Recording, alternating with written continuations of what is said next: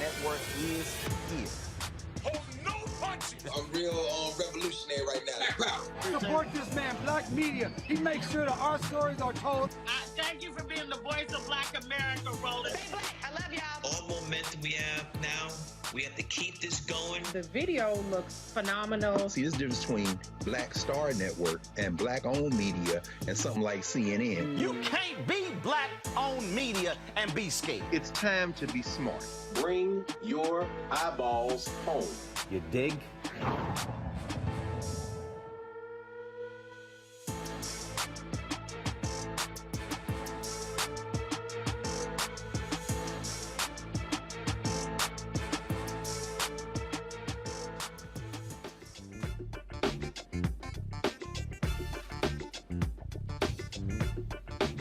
Today is Thursday, May 19th, 2022. Coming up on Roland Martin Unfiltered, streaming live on the Black Star Network. I am on the campus of Prairie A M University here in Prairie View, Texas. Big things happening on the campus, of course. We heard about the announcement of the retirement of Ruth Simmons, the president. We'll talk with her chief of staff about what PV is doing. Of course, school is out, but what is the future of the second oldest public institution in the state of Texas? Last night, I was in Cedar Hill, Texas, moderating a town hall with Texas State Representative Jasmine Crockett, who is seeking to replace Congresswoman Eddie Bernice Johnson in Congress. I'll talk with Jane Hamilton, who is her opponent in the runoff for the vote on Tuesday. Congress is making moves to deal with white domestic terrorism. We'll be talking with a New York congressman about a bill the House is advancing and what more can be done to confront this critical issue. NPR reports that the census greatly undercounted in 14 states. That has an impact on representation and billions of dollars. We'll talk with an NPR correspondent. That and more on Roland Martin Unfiltered on the Black Star Network. Let's go. He's got it. Whatever the biz, he's on it. Whatever it is, he's got the scoop, the fact, the find. And when it breaks, he's right on time and it's rolling. Best believe he's knowing. Putting it down from sports to news to politics. With entertainment just for kicks, he's rolling. It's on go, roll, roll, y'all. It's Roland Martin, yeah. Rolling with Roland now. He's funk, he's fresh, he's real, the best, you know he's Roland Martin now.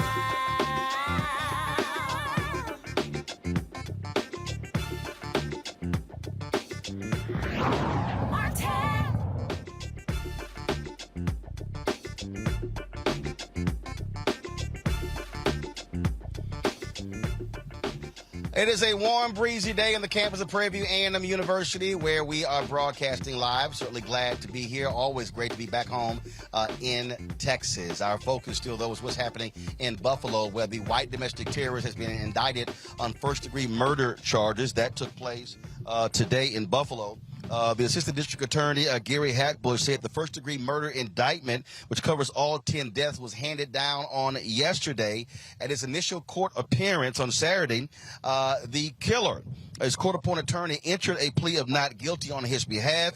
He is due back in court on June 9th. Now, while that was going on, Congress is moving forward to deal with domestic terrorism in this country. Also, they're talking about establishing domestic terror offices around the country. Joining us right now is New York Congressman Jamaal Bowman. Congressman, glad to have you on Roland Martin Unfiltered. Good to be with you. Thanks for having me. So many people, we've talked to so many, they say they want to see action. They didn't just want to hear President Joe Biden speak in Buffalo on Tuesday. They want to hear action. Talk about what the House has done. What are its chances of being approved in the United States Senate? So moving forward with the domestic terrorism bill and having it pass the House is a big step in the right direction. Domestic terrorism has been a problem in this country since this country's inception. The FBI and other law enforcement agencies have been aware of its presence and its growth. The FBI has even noted how domestic terrorism is growing in local law enforcement agencies. The problem is that there isn't enough coordinated effort to do a lot more about it, to recognize it, to stop it before it starts, and to squash it out once and for all. So The Senate could be a place where not much gets done because we need a supermajority, which means even if we get all 50 Democrats, we need 10 Republicans, which is why people like myself and others have been pushing for the Senate to end the filibuster. So I'm hoping that Senate Majority Leader Chuck Schumer does what he has to do to get us to a place where we can end the filibuster. But as you know, Roland, people like Senator Manchin, people like Senator Sinema, they have their own way of doing things over there, and which is why Democrats continue to struggle and continue to not really lead in the way we need to lead. So the House passed this domestic terrorism bill. We have a resolution condemning white supremacy and the great replacement theory specifically. I want to talk a little bit more about that because we have to take a stand on what that is and acknowledge how it's radicalizing people across the country and around the world. Yesterday, I talked about that. You had senators like Senator John Cornyn of Texas. You had, of course, Senator Ron Johnson, the senator from Indiana, basically saying, okay, this is really, poo-pooing the idea of white supremacy. And for them, it is as if that's really out of sight, out of mind. Yeah, it's unbelievable to hear elected officials, particularly members of Congress, take that position. White supremacy has always been here. Let's, be very clear about that. But President Trump resurrected it in a way where now it's front and center at our doorstep, pretty much in every corner of the country. We also have to understand, this monster in Buffalo, or this monster from New York who drove to Buffalo, had a manifesto. And in his manifesto, he was crystal clear. He is motivated and has been motivated by the great replacement theory, nonsense and rhetoric. He believes that there's a Jewish conspiracy to have blacks and immigrants, particularly Latino immigrants, replace the white race. And he wanted to do something about it. And he was inspired by Dylan Roof. He was also inspired by the Christchurch shooter who committed that massacre several years ago. So this is a real thing. And it's being peddled by members of Congress. It's being peddled by Tucker Carlson. We just had an insurrection led by white nationalists on January 6, 2021. So we're living through something that's right in front of our faces. Now, if my colleagues in Congress don't want to acknowledge it, fine. But the majority of us better acknowledge it, because for those who are Republican who believe they care about democracy, this is the #1 threat to democracy right here. So they better step up and get on board. And for our resolution, we are engaging Republicans to say, look, this is on you as much as it's on us. Support this resolution, make it bipartisan so that we can show the world that the U.S. Congress, the most powerful government in the world, is stepping up and condemning white nationalism and the great replacement theory. No, and again, what it does is it puts them on record. Congressman Jamaal Bowman, we're going to have you back because I definitely want to talk about what's happening in New York State with the decimation of black congressional districts, but we'll certainly do that next week. Thank you, sir. Good to see you. I appreciate it. Thanks a bunch. My panel, folks, is Dr. Larry Walker. He's assistant professor, University of Central Florida.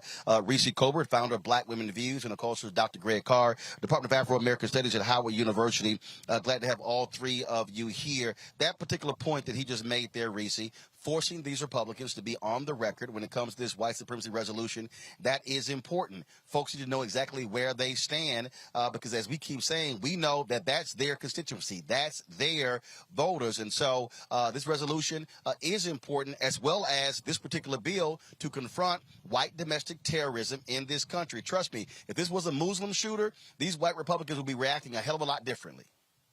Absolutely. That's what they do. See, the difference is that Republicans turn an isolated incident into an indictment on the entire race, on an entire religion, on an entire community of people. And what Democrats need to do is they need to be as disciplined and as relentless at sounding the alarm about this white domestic terrorism.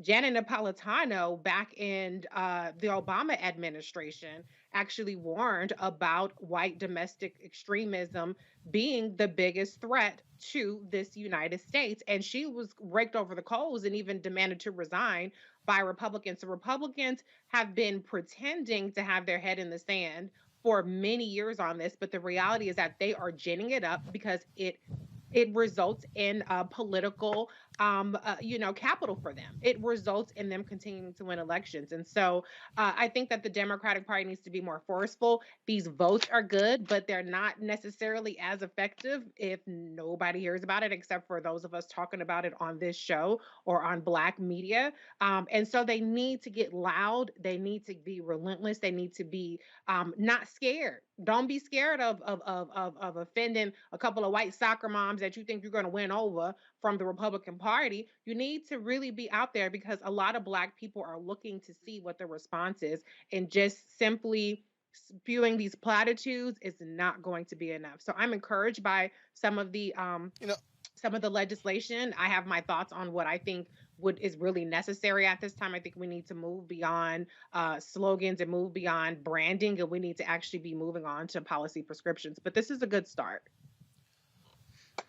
Larry, one of the things that other day, Donnie Deutsch was on Morning Joe, and he was talking about how Democrats should be hitting Republicans on this, calling them racist. Now, the issue is not sitting here calling folks racist. They've already accepted that. The thing is showing how their policies are having a direct impact that also is race-driven. This is a perfect example. If they are unwilling to stand up for a resolution condemning white supremacy, then that's what people need to know and understand. And so this is why this matters. We saw them complaining about baby formula, and then all of a sudden, when there was a vote to add $28 million to deal with that, 182 Republicans voted against it. Again, force people to be on the record with their votes as opposed to running their mouths on Fox News. Yeah, listen, Roland, we have all the proof we need. The Congressman talked about, FBI Director Ray talked about this last year in terms of when he was on the Hill. We have a Homeland Security study that talked about white domestic terrorism is the domestic threat in the United States. And you're right, we have to put people on the record. And Democrats need to be more forceful. They need to start talking about issues relating when someone in the Black community, one person in the Black community does something, there's always an indictment of the Black community. I don't hear any conversation about what's happening in this domestic terrorist's household. What's happening in this community? Right? Let's talk about culture. What's going on in these communities in which people believe that they're being replaced and commit this kind of violence? So Democrats need to be going offensive on this issue. And listen, I'm tired of seeing Black people being killed by white domestic terrorists. And this can happen in any community, any state in the United States. And you're right. Democrats need to do in terms of their messaging and talking about this issue. Reese talked about it. You can't worry about losing 2 to 3 soccer moms because you're going to lose members of the Black community if they don't see it. Doesn't seem like Democrats are really taking this issue seriously. Black folks are tired of watching the television or watching your show and hearing these situations where the Black people are being even killed or harassed. We're sick and tired of it. And it's time, like I said, Democrats, I'm glad that, in terms of the resolution, but we really need to, like I said, from now until November, figure out what the plan is in terms of messaging to make sure you're telling Black folks to go out to vote because we got to get these crazy people out of office. Well, bottom line for me, Greg, and again, it's identifiable policy. That's one thing, but it's also forcing folks' hand. Again, speeches is one thing, TV appearances is another, but when you have a recorded vote, then that shows exactly how people stand on that very issue. That's absolutely right, Roland. And it does my heart good to see you there on the campus of Prairie View on a beautiful day, man. Public HBCUs, that's what I'm talking about, man. But here we are on Malcolm X's birthday. And as he said, sometimes, when your house is burning, if these people, maybe they shouldn't have a house if their house is on fire. We don't have to accept the terms that we have come to accept. And you hit it right on the head. And Larry said it, and like Reese said, we have to push policy, and we need to stop trying to talk to people who have made it clear that reason doesn't matter, that logic doesn't matter. They are in an all-out war for power. That is all this is about. Let's be very clear. That resolution that Brother Jamaal just put out, talked about putting out, Thomas Massey is going to vote against it. He was the only vote against the anti-Semitism resolution. Thomas Massey of Kentucky is going to vote against it. That clown out of Georgia, Marjorie Taylor Greene, is going to vote against it. Why? Because their base requires it. What is needed now by the Democratic Party is a show of force to expand the electorate on a day where the Kansas Supreme Court accepted the extreme gerrymandered districts of the supermajority white nationalists in Kansas legislature, thereby excluding probably the last Democrat in Kansas in the congressional delegation, which is the Kansas City metropolitan area, Kansas City, Kansas included, they are playing for keeps. There is no amount of logic, no amount of demonstration of facts that's going to stop these white nationalists. In fact, what we see in New York, as the governor of New York, who is a Buffalo area resident, as Governor Hochul is up there, you've got a so-called centrist Democrat saying, well, we should bring back the death penalty. Andrew Giuliani, that clown, the mayor of New York, former mayor of New York's son, saying we should bring back the death penalty. And a colleague, finally, of Congressman Bowman, Lee Zeldin, who's running for governor of New York, saying we should bring back the death penalty. They're going to make hay out of this slaughter. They could give a damn about us. And until we understand that the only way we're going to make some progress is not to give a damn about them, we're going to continue to think that this is about logic instead of power. All right, folks, got to do a short break. We come back. We're going to talk with Jane Hamilton, who is in the runoff with Texas State Rep Jasmine Crockett for the 30th Congressional District in Dallas. Early voting actually ends today. The election is on Tuesday. We'll talk to her when we come back on Roland Martin Unfiltered, broadcasting live from the campus of Prairie A M University right here on the Black Star Network.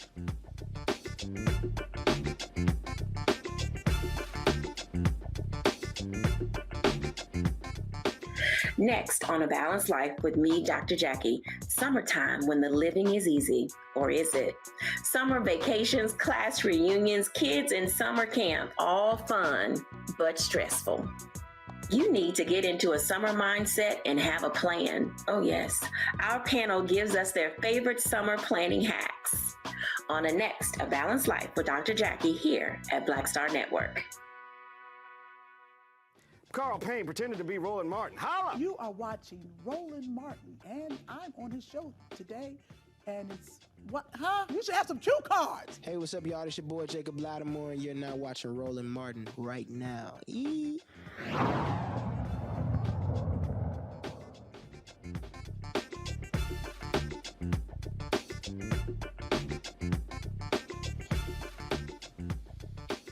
All right, folks, we're here on the campus of Prairie A M University.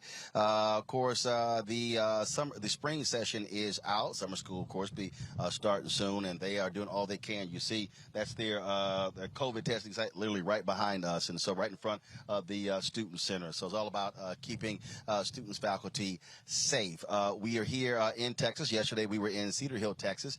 I was moderating a town hall with Texas State Representative Jasmine Crockett, who is running to replace Congresswoman Johnson in Congress. The runoff is on Tuesday. She's running against Jane Hope Hamilton, who joins us right now. She has been involved in Democratic politics for a very long time. Worked with Congressman Mark Vesey as well. Glad to have you on the show. Jane, first and foremost, when we talk about the issues that people care about, I asked the folks there last night, the people who are attending there. Of course, I'm a constituent as well. I'm a registered voter there with a home there. People are still talking about income, obviously the economy, but also housing as two of the biggest issues they want to see members of Congress address. What is your plan to deal with the economy, but also to deal with housing if elected? Well, first of all, we are, number one, thank you for having me here with you today, for taking out the time to talk to me about this very important election. This seat has been served by Congresswoman Eddie Bernice Johnson now for 30 years. She announced her retirement, and we are in the runoff right now. You can also vote early tomorrow until 7 p.m., today until 7 p.m., and Election Day is next Tuesday. You are absolutely right. Right now, we are hurting. Constituents in CD30 are dealing with inflation. We are dealing with lack of opportunities right now, and we are dealing with a housing crisis, and we're dealing with a healthcare crisis. So when we talk about housing, we really have to look at increasing housing stock. That is just truly important. We have people moving in at a rate that is unbelievable from New York, from California, from all of these various places, and we just don't have enough housing, and we definitely do not have enough affordable housing. So we definitely have to look at increasing the housing stock immediately. I do know that there's discussions about that. There are plans about that on the city level, and we need to continue to push for that. In terms of jobs in the economy, Texas, and especially this area, we haven't necessarily had a lack of jobs. The issue that we have, especially in Congressional District 30, is that we have a lack of good paying jobs, right? So we have a lot of people who are raising children. I have a 7-year-old and a 3-year-old. And, you know, the jobs that are out here, they aren't paying what's needed. They are not considering inflation, high gas prices, high groceries, everything is going up, and the pay is not keeping up with what we need to live on. And so that has been the issue. People are choosing and making real life choices. Do I go to work or do I stay home and watch my child because childcare is too high? And that's what we're dealing with here on the ground. And so we have to make sure that we are working with businesses as well as working with elected officials to use our leverage to push on these companies to raise what they are paying. They do not have to wait for a bill from Congress, okay, to raise the rate that they are paying their workers. And so we're going to continue to push on that. But we also need to make sure that we are bringing jobs into Congressional District 30. I want to be on the front lines with Biden on the fight to bring back manufacturing jobs to the United States. 74% of computer chips are made in East Asia. That is a problem. We could be making those chips right here in Congressional District 30, but we need to bring manufacturing back. We saw in the pandemic that we were at the behest, really, of China, Russia, and the Middle East. You know, waiting for simple things during the pandemic like toilet tissues and, you know, whatever else other products that we were trying to purchase. And so we've got to get jobs back here, and Congressional District 30 is ready for those jobs. When you talk about that, yes, you're right. Employers don't have to wait for Congress on that. But the reality is they're not doing that. And so that's why the Poor People's Campaign has been talking about Fight for 15. But also cities and counties could actually do that. And so have you been pushing elected representatives on the city level and the county level to actually pass $15 as a minimum wage or a living wage?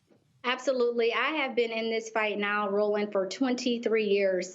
I started organizing on the ground at the age of 21. That's why I have endorsements like State Senator Royce West and Ron Kirk and Congressman Vesey, having worked side by side with working people for years and with labor. As you know, our labor unions are on the forefront of that fight. I am endorsed by many of the labor unions here because they know that I have been with them on this fight to have these wages increase. But the truth is, Roland, that we have to, you know, have our elected officials really put pressure on people that we have relationships with, that they have relationships with, who have these businesses, right? To bring them to the table and say, hey, listen, how do we work together to get these wages up? What do we need to do?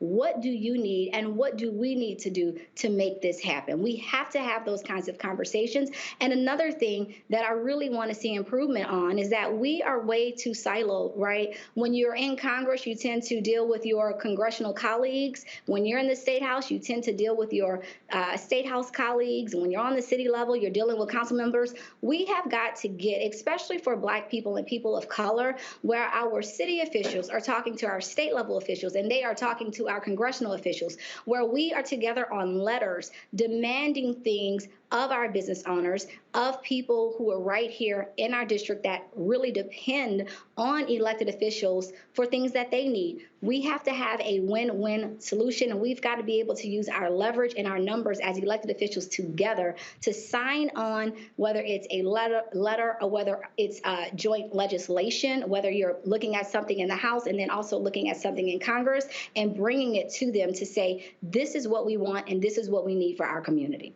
But we've got to be better aligned for our community.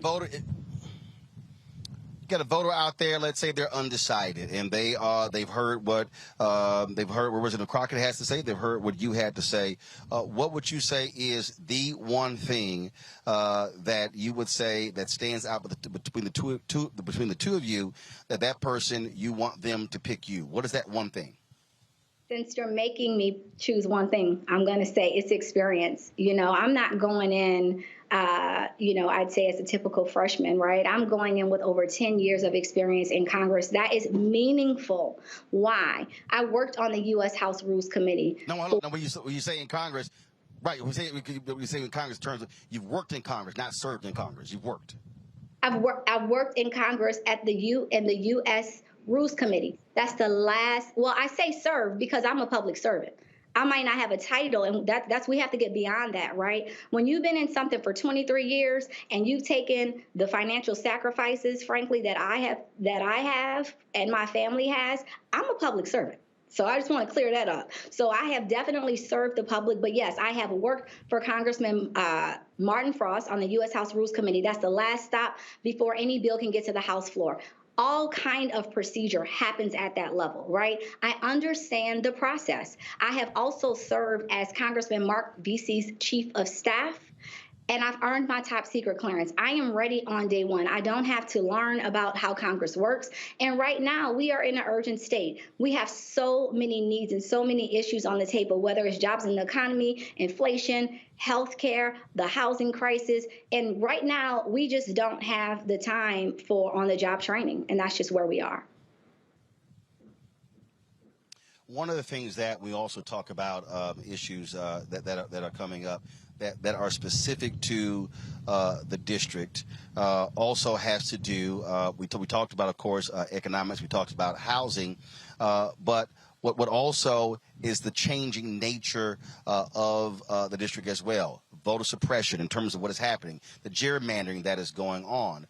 And so when it comes to the role that you will play when it comes to that particular issue, Voting Rights Act, those issues, lay out what you can do to get folks to get this over the hump in order to deal with the voter suppression that Republicans have been dealing with. And, of course, we certainly saw it in the Texas legislature. We've seen it in Georgia, in Florida, and other places as well. Yes, thank you for that. This is another area in where there are clear lines of delineation between myself and my opponent, Crockett. Number one, this is rhetoric versus results. In terms of my results, I can speak to exactly what I have done. In 2011, I sued the governor of Texas and Greg Abbott against the redistricting discriminatory bill that was passed out of the House, and I sued him against a discriminatory voter photo ID law. You may remember that. And guess what? We were told that there was no way that we could win in that lawsuit in the state of Texas, but we did win. We won on both instances. We beat Greg Abbott and the governor of Texas, and we beat those horrible bills back. But we were able to win that because at the time, we still had Section 4 and Section 5 of the Voting Rights. So when we are hearing and we're talking about restoration of the Voting Rights Act, that's what we're talking about. Once Section 4 and 5 was stripped, it was basically gutted. And it left people in Texas, in states like Texas that have a history of discrimination, it left us unprotected. It left us without preclearance. Once a state like Texas that has a history of voter suppression is able to pass anything that they want out of the state legislature, we see what happens. We have the worst voter suppression bill that we have seen ever in the state of Texas. And that's why it is so unfortunate that my opponent did not go back once quorum was restored to actually vote against the bill. Our jobs as elected officials are, and people vote us in office, to act, to vote, to be their voice. And that is what we are, running for. And in Congress, I have experience with voting rights as well, because as the chief of staff to Congressman Mark Vesey, I led the formation of the Voting Rights Caucus. The Voting Rights Caucus is very important. The members who are on the front lines of the voting rights fight today, like Terry Sewell and Clyburn and so many others, and Congressman Vesey, who's the chair of that caucus, they use the Voting Rights Caucus to align on legislation and to align on messaging. So the first thing that I would do as a member of Congress, first of all, is join that caucus and be on the front lines of the lawsuits that we have here in Texas and continue on with that fight. We talk about how what's happening there in D.C. But the reality is, as I said last night, congressional districts are made up of 700,000 people. It's about local politics as well. What will you do, if elected, to improve the cities in your congressional district? It's called, they also about bringing home the bacon. That's really what people send folks to Congress to do, not to focus on national, international issues, focus on local issues. That's right. We want the money. We want the resources. It really is that simple. And the thing about this district that you mentioned early on is that, and you know it well, right, being in Cedar Hill and having voted, you have history here.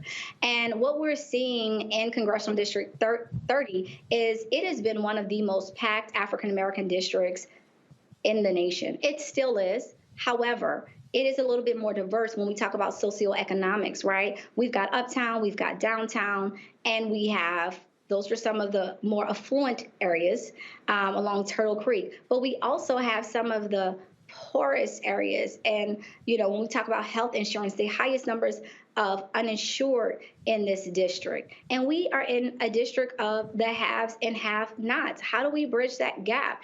In a city like Dallas, where 1 in 3 children live in poverty, in a city like Dallas, where we have the second largest mental health institution. That's the Dallas County Jail. Dallas has also been ranked as one of the worst cities for economic mobility. How do we tackle that? Well, first of all, we've got to be on the front lines of bringing in this $27 billion. And in order to do that, you have to have relationships. I am a coalition builder. I'm not somebody that's going to throw bombs at people or, throw a rock and hide my hand. I am very transparent. I love to be at the table and negotiate to get things done. That's what we're going to need. Because in order to get that $27 billion, we're going to have to work with everybody. We're going to have to work with our Democratic colleagues as well as Republicans, especially business owners, and we have to work with our community. As Chief of Staff to Congressman Mark Vesey, I am, along with him, responsible for securing millions in federal grants. And let me tell you about the pressure of that.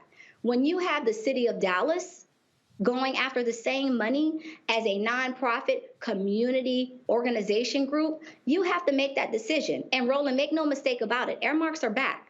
So you could be in a situation where you have millions of dollars and you've got 60 applicants for only 15 slots. What do you do? We need members of Congress that are going to make sure that community organizations, nonprofit organizations, businesses in our communities, Cedar Hill, DeSoto, Lancaster, right, that they are actually getting that funding. And that is what I want to do. Also, as the Chief of Staff to Congressman Vesey, I helped bring the SBA together with local business owners so that they could understand federal contracting. And I am so very proud to say that we had success stories out of bringing that together. Right now, we need more CDFIs. That's community development financial institutions. Banks have been given millions of dollars, yet they look at the cost of underwriting alone and they say, well, if we're going to spend $35,000 on a $25,000 loan, we'll pass. Well, guess what? Now what we're doing is we're pushing them to get CDFI in our community that's going to work with people in our community so that we can follow the money. I am going to D.C. to follow the money, to fight for the money, and to bring the money home. Make no mistake about that. All right, Jane Hope Hamilton, we surely appreciate it. Thank you so very much. Election takes place on Tuesday. We'll see Tuesday night who is the winner between you and Representative Jasmine Crockett. Thanks a lot. Thank you. Bringing the panel here real quick, Larry, Reese, and Greg. I'll start with you, Greg. We look at these elections. We see the runoffs happening in Texas. We look at Summer Lee there in Pennsylvania. And I keep saying this, how every vote matters. Lee wins that race by 400 votes. And we still see them counting ballots on the Republican side, who can represent them for the United States Senate in Pennsylvania. And I get a kick out of folks who are always talking about what they want. They want tangibles, but you kind of got to have somebody who's in position, which means you kind of got to vote for them. And so that also, what jumps out at me, people need to understand you can't get things if you don't put people in place who can provide you things, and those people can't get in place if you do not vote. That's right, Roland. There are real choices to be made. Now, do we need independent black politics? Absolutely. I am number one in the line for that. But right now, we are in a two-party system. And so in cases like, as you mentioned, in Pennsylvania. Our brother Malcolm Kenyatta out of Philly, he lost the primary and immediately said, I'm going to go out here and campaign for the nominee. Why? You got to understand, there are two sides in this. There's the white nationalists and there's everybody else. Now, this case is intriguing. Listening to Sister Hamilton, she's a policy wonk. She has worked on the inside. Now, this isn't a matter of ideology. I mean, the same congressman she worked for also endorsed Shontel Brown against Nina Turner in Ohio. So this isn't an ideological split here. What you got is two sisters who are running for a safe seat. Now, what I find intriguing is that, there's a sense in watching yesterday, Sister Crockett, and, Eddie Bernice Johnson sitting there with her, there's almost a sense that they're trying to confer an incumbency on her. But what I heard tonight was very impressive. I don't think we lose one way or the other, but my question to her would have been, when you come in with 18% of the vote against somebody who had nearly 49% of the vote and has probably more of those elected officials in terms of the Congress behind her, how are you going to distinguish yourself when you've got Ron Kirk, you've got the current Dallas County Commissioner, you've got a number of other people behind you, but it's not at all clear to me how she can overcome that kind of weaponized, conferred in kind of insurgent stuff. And maybe Reese or Larry, you can walk me through it, because I'm not close enough to that process to understand how to distinguish between those two sisters at this point, at least in terms of who's going to turn out and vote. Well, but I'll be honest, Reese. It comes down to, how do you get your people out? I'm gonna use the Summer Lee race as an example. The AIPAC PAC dropped $3.3 million against her, supporting her opponent, flooding the airwaves. What happened? She simply out hustled them on the ground. This is the thing that I keep saying when you look at these races. These Democratic strategists, largely white, they love talking about to spend money, flood the television markets with the money. But at the end of the day, voting is based upon who turns out. If you knock on enough doors, if you get your people out, you can defeat endorsements, you can defeat money, no matter whether you're in Texas or Pennsylvania or North Carolina. That should be the lesson for any Democrat or anybody talking about them losing in November. No, it's not guaranteed the Republicans will win. You gotta outwork them and out hustle them. You have to, but I want to add to it, you have to have credibility. And when you have credibility and when you have relationships, which is part of that out hustling, then all the money in the world is not going to undo the relationships that you've built and the rapport that you've built with your constituents or would-be constituents. And so I'm with you, Dr. Carr. I found Ms. Hope Hamilton very impressive. I think that her talk about, knowing the process, and she was talking in a wonky way, in a way that's not necessarily as compelling and grabbing. It's not a slogan. It's not an elevator pitch, but you do need somebody who knows, who has experience. But I think that this race also represents the best of what we have to offer, and and why we should be competing, even if it's against each other. I don't see a loss either way. I'm not familiar enough with either of their records to make a judgment on who's better, but I definitely think that, she has a lot of ground to make up.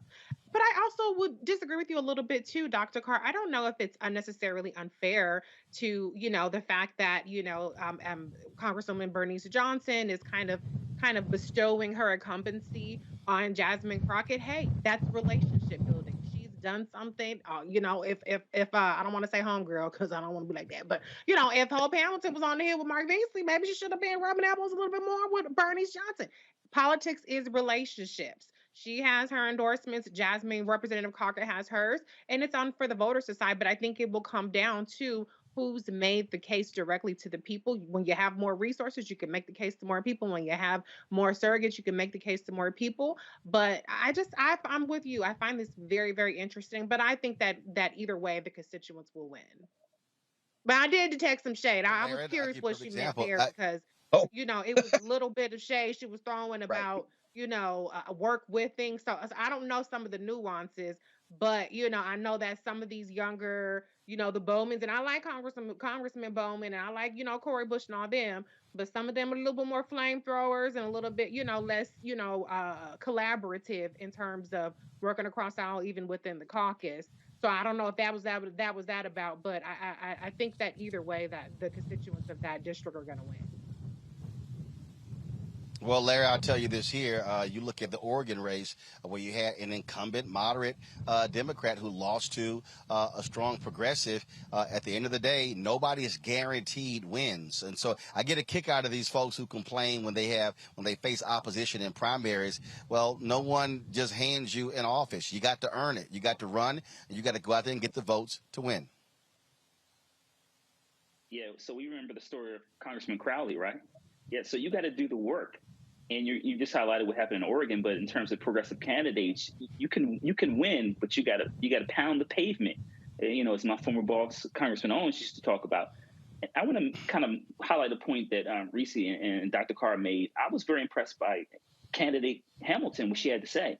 So I'm a former congressional staffer, so I'm a policy wonk. So I enjoy hearing her, talk about all the programs, the SBA, et cetera, that she was involved in.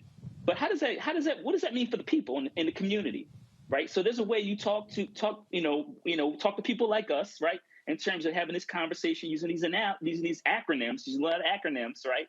But what does that mean for the people in the community? So I'm hoping she's pounding the pavement. I also want to add, Roland, we talked about Congresswoman Eddie Bernice Johnson had a chance, working on the Hill, work with her office and wishing her best in retirement. But we also know, Roland, in terms of how these, Reese talked about relationships. Eddie Bernice Johnson, everyone, when they're retiring, you have your person or your people, right? That you kind of want to slide right in right after you leave office. This is how the game goes. We know this. And even when it comes to members of the CDC. But that's actually, if you saw the town hall last night, that's actually not what happened. They didn't actually have a long relationship. It was actually what she saw. And Johnson said last night she asked Crockett to run. So this wasn't one of those things where, again, what she said this wasn't like you had somebody who worked for them for 20 years and then when they retire, then your person runs. No, Johnson said she didn't even know her. She saw what she was doing, and Johnson said she went to her and asked her to run. I didn't even realize that until last night. But again, when I go back to you can have somebody who can pick you, they can anoint you, you still have to run.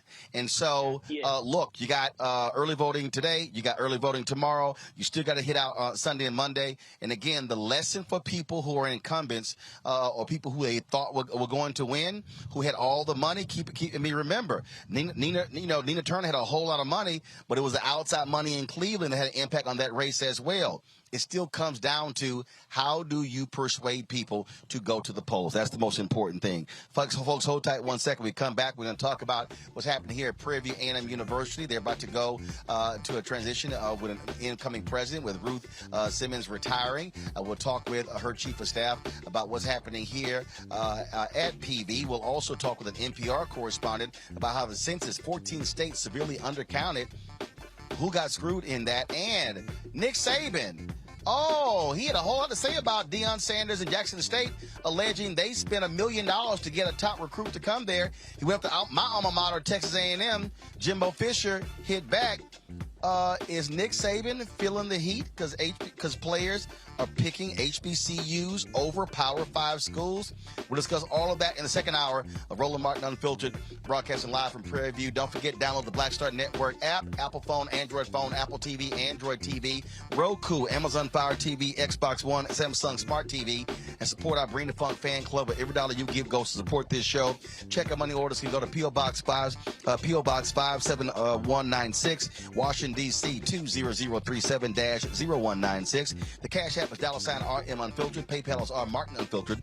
Venmo is RM Unfiltered. Zelle is Roland at RolandSMartin.com. Roland at RolandMartinUnfiltered.com. I'll be right back.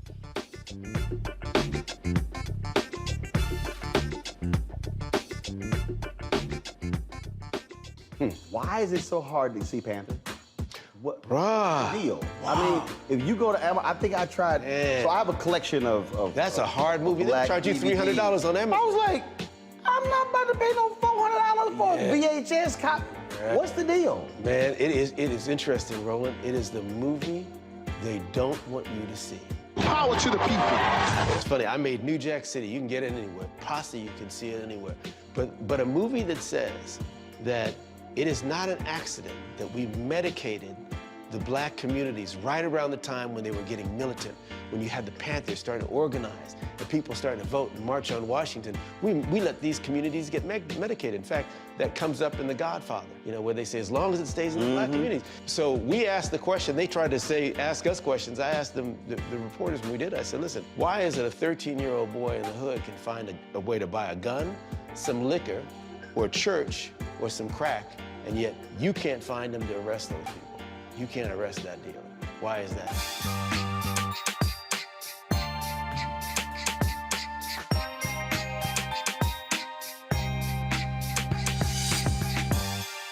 I'm Deborah Owens, America's Wealth Coach and host of Get Wealthy. Let me hit you with a few numbers. African Americans spend 9 times the amount on ethnic beauty products and yet only own 1% of the beauty supply stores.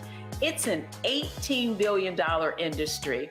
On the next Get Wealthy, you're gonna learn and hear from a woman who's turning this obstacle into an opportunity. We literally take you from A to Z on all of the things step by step you need to have in place to open and run a very successful beauty supply store. That's right here with me, Deborah Owens, host of Get Wealthy, only on Black Star Network. Hi, this is Cheryl Lee Ralph. Hello, everyone. It's Kiara Sheard. Hey, I'm Taj. I'm Coco. And I'm Lily. And we're SWV. What's up, y'all? It's Ryan Destiny, and you're watching Roland Martin Unfiltered.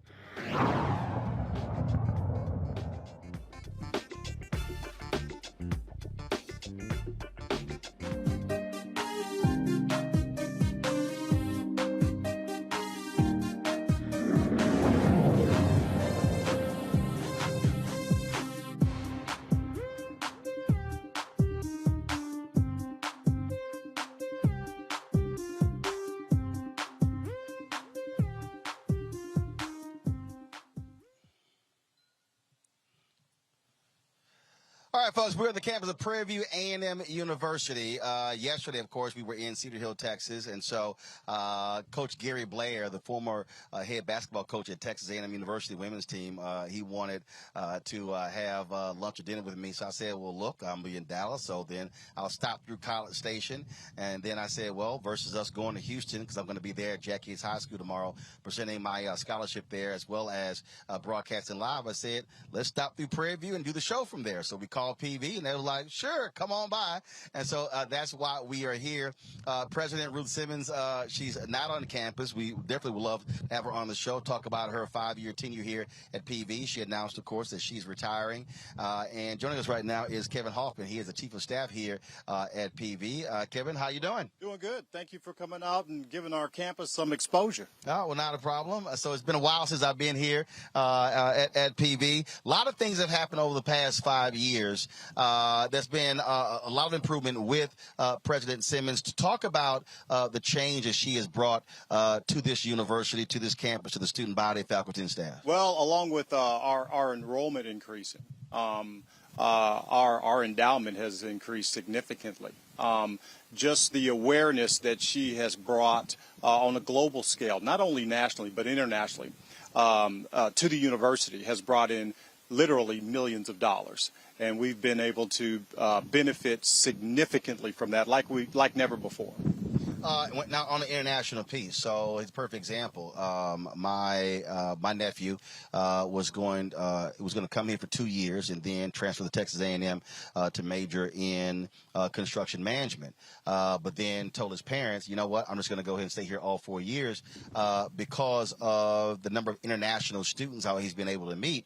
And so talk about that, how you've also changed in terms of the type of student body you've been able to recruit here, a much more international student body here at Prairie View. Yeah. So I'm a graduate from Prairie View A&M University, and but that was back in the 80s, and it has opened up to a much more diverse audience over the course of the last several decades. In fact, you're talking about our architectural school, which actually graduates more minority architects than any other college in the country. We're really proud of that. But no, we have become very diverse, not only just with our Hispanic students and our Asian students, but from all over the world.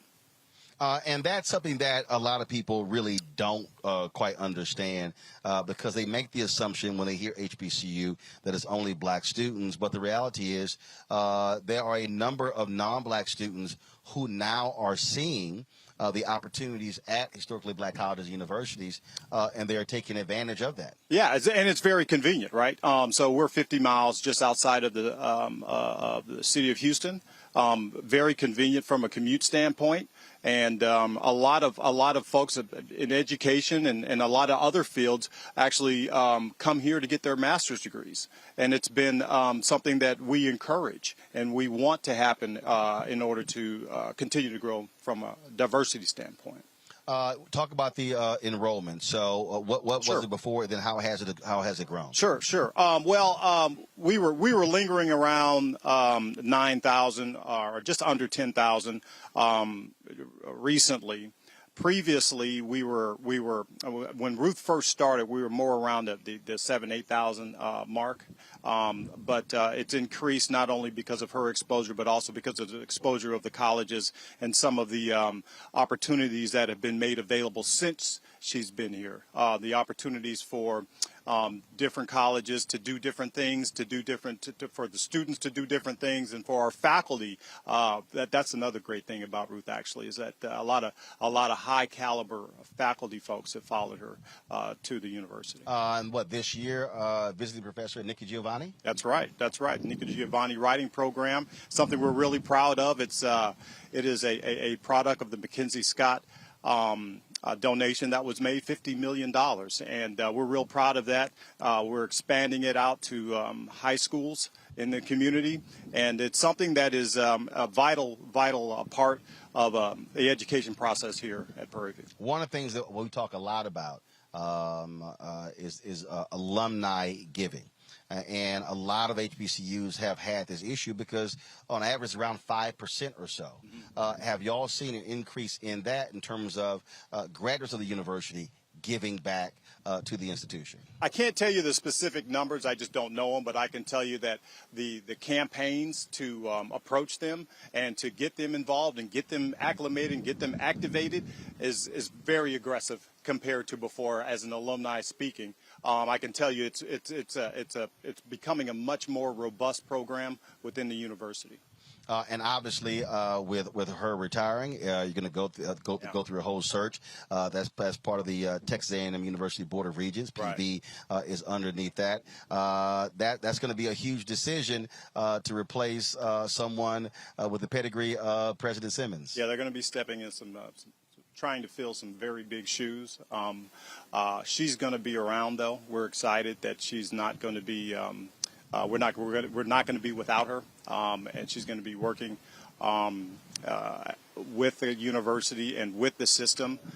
So we'll continue to be able to benefit from that, and we're looking forward to making sure that this process is a transparent process, and that the community at whole is aware and involved.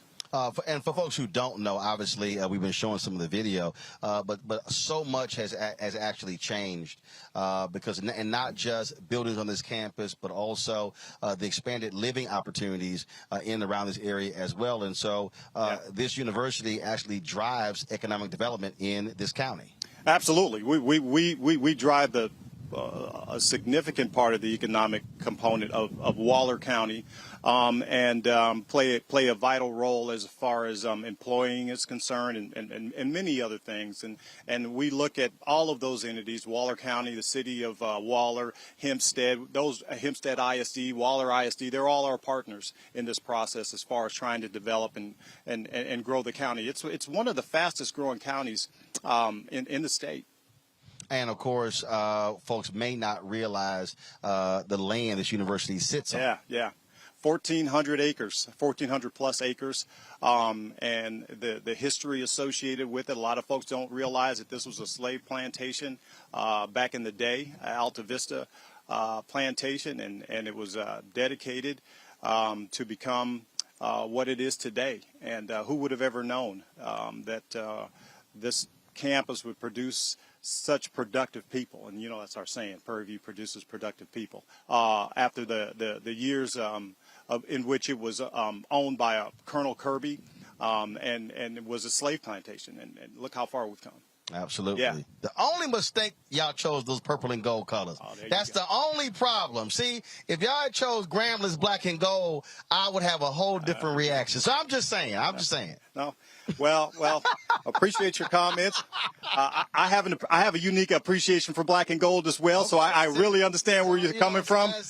But we're gonna stick with our colors here at Prairie View. Again, like I said, my nephew goes here. And so if I told him, if you want me to wear anything in Prairie View, just make it all white. Or something like, or just make it gold. Make it white and gold. I said, but I can't wear the purple and gold.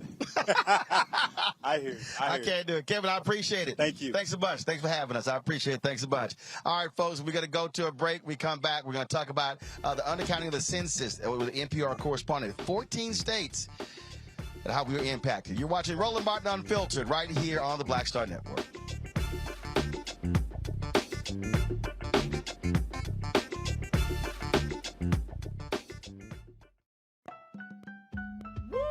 We're all impacted by the culture, whether we know it or not. From politics to music and entertainment, it's a huge part of our lives, and we're going to talk about it every day right here on The Culture with me, Faraji Muhammad, only on the Black Star Network. Next on A Balanced Life with me, Dr. Jackie, summertime when the living is easy, or is it? Summer vacations, class reunions, kids in summer camp, all fun, but stressful. You need to get into a summer mindset and have a plan. Oh yes, our panel gives us their favorite summer planning hacks. On a next A Balanced Life with Dr. Jackie here at Black Star Network. Hi, I'm Gavin Houston. Hi, I'm Carl Payne. Hey, what's up, y'all? It's your boy Jacob Lattimore, and you're now watching Roland Martin right now.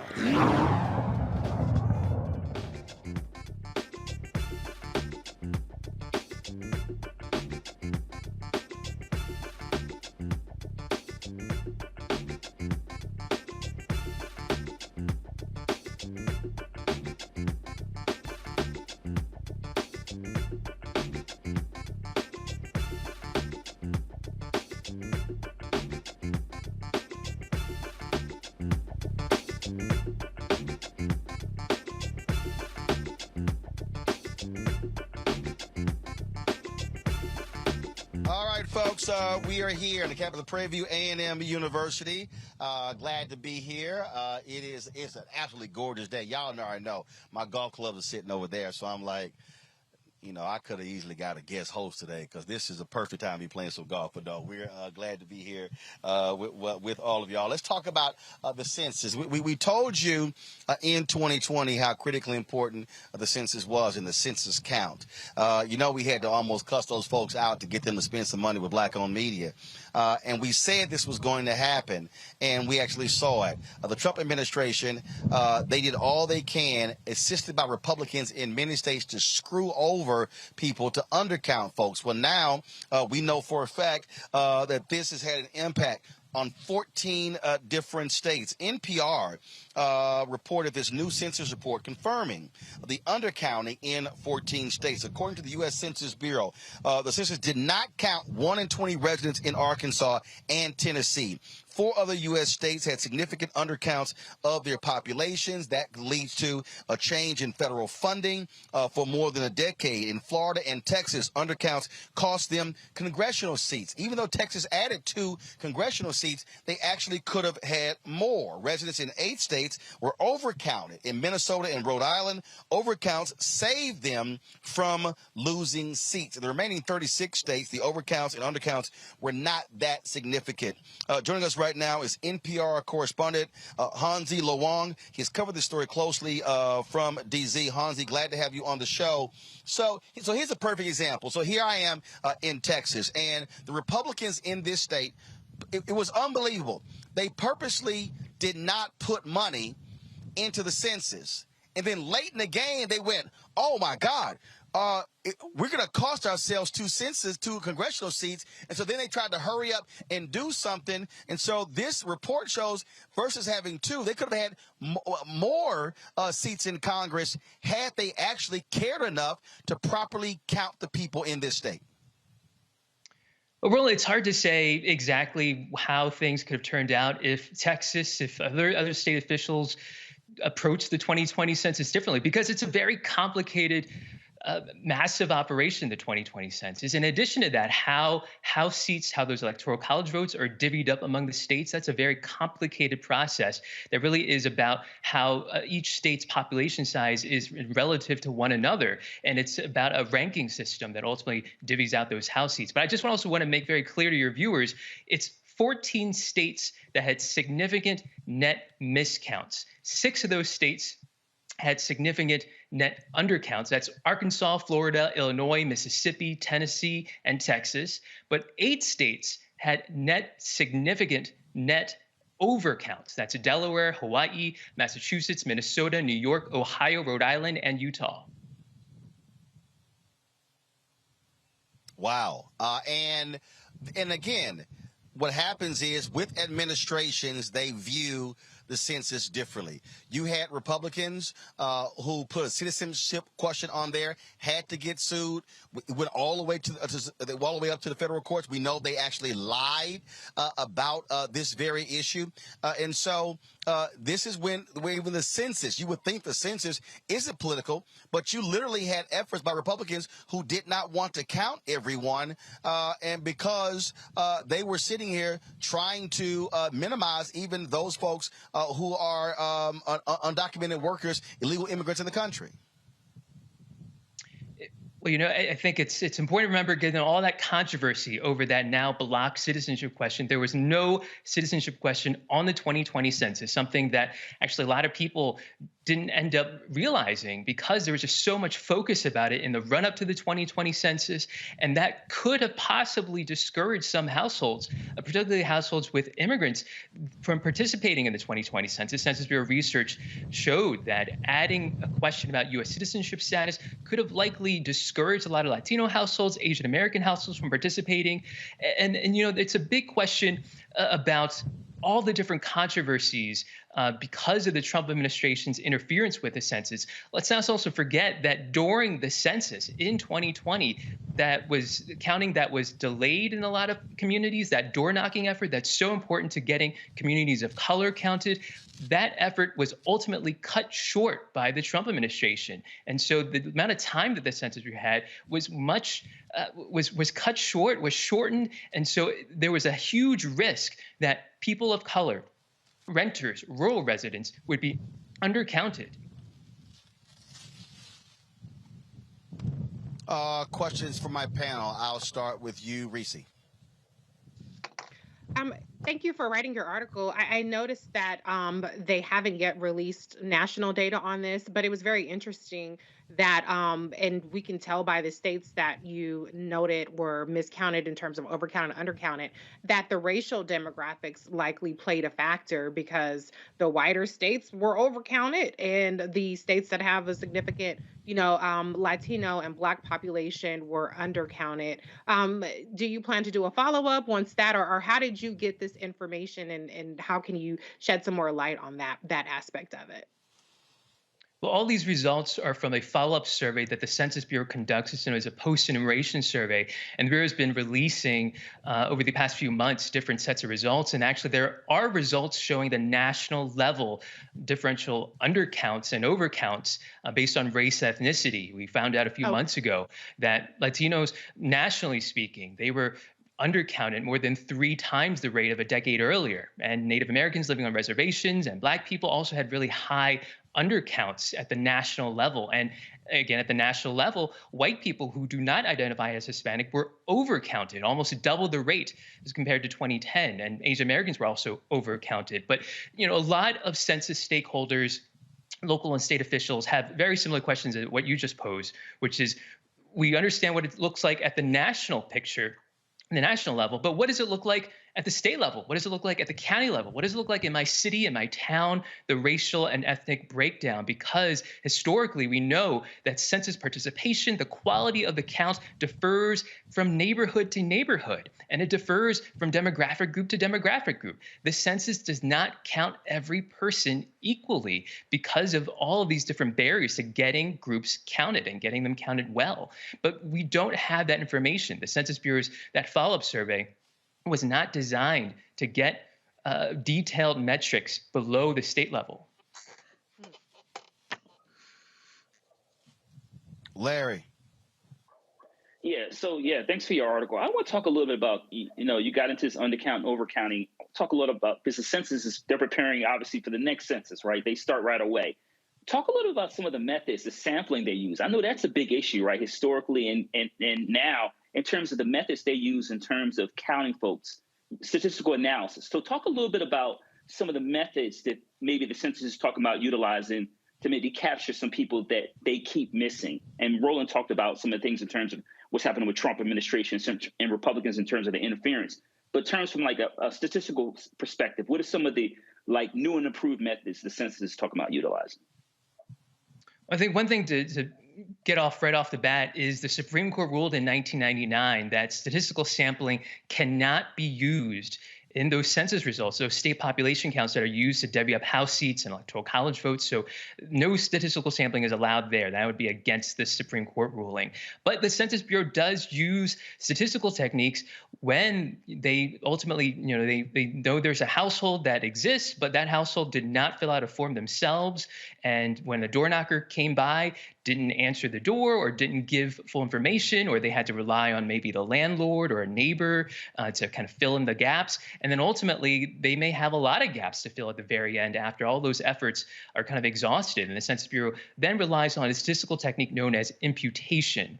And that's something that basically they take their best educated guess and look at the surrounding area and try to fill in the blanks in terms of the number of people in a household and also sometimes their demographic characteristics.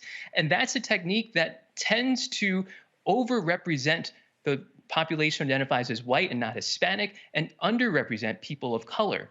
And the Census Bureau tries its best to avoid using that. That essentially is a last resort way to fill in the blanks. And really the best way to conduct the census is for households to participate, to volunteer information, to get counted themselves and to answer those demographic questions themselves. That provides the most accurate information and really, really critical information, demographic information, for example, that race ethnicity data that's used to protect, to enforce civil rights protections, including enforcing the Voting Rights Act.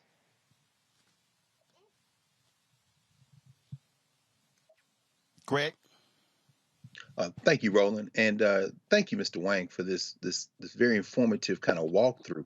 As you said, we know that this post-enumeration survey won't affect House seats or anything this cycle, and as Dr. Walker just said, it's going to really be used to help shape the 2030 census.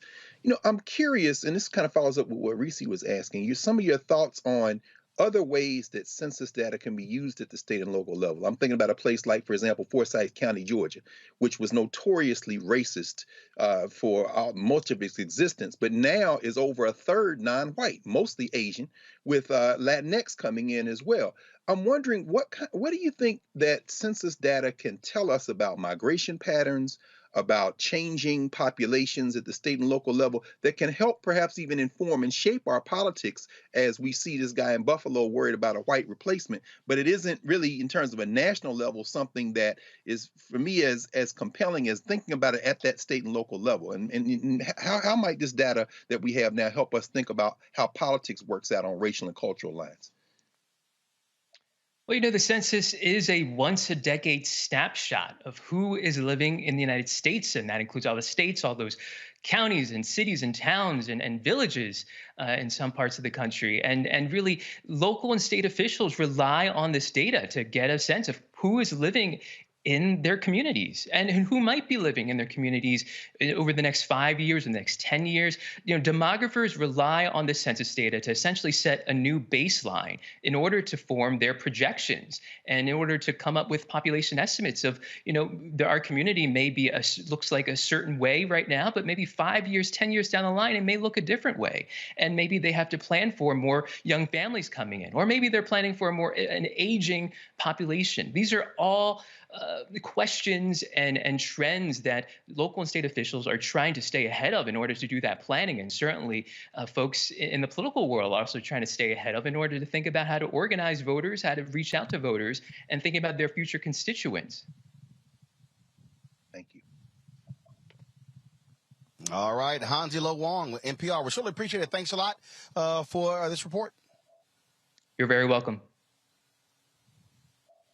All right, folks, when we come back, Black Lives Matter Global Foundation held a virtual news conference today, unveiling where they stand when it comes to transparency and also the fiscal health of the organization and their leadership. We'll show you some of that. We live streamed it all as well. So you can go to our YouTube channel or the Black Star Network app to check it out.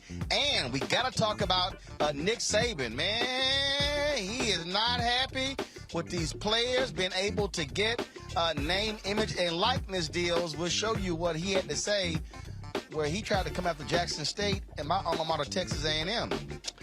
Deion Sanders and Jimbo Fisher, they have responded. You're watching Roland Martin Unfiltered, broadcasting live from Prairie A M University right here on the Black Star Network.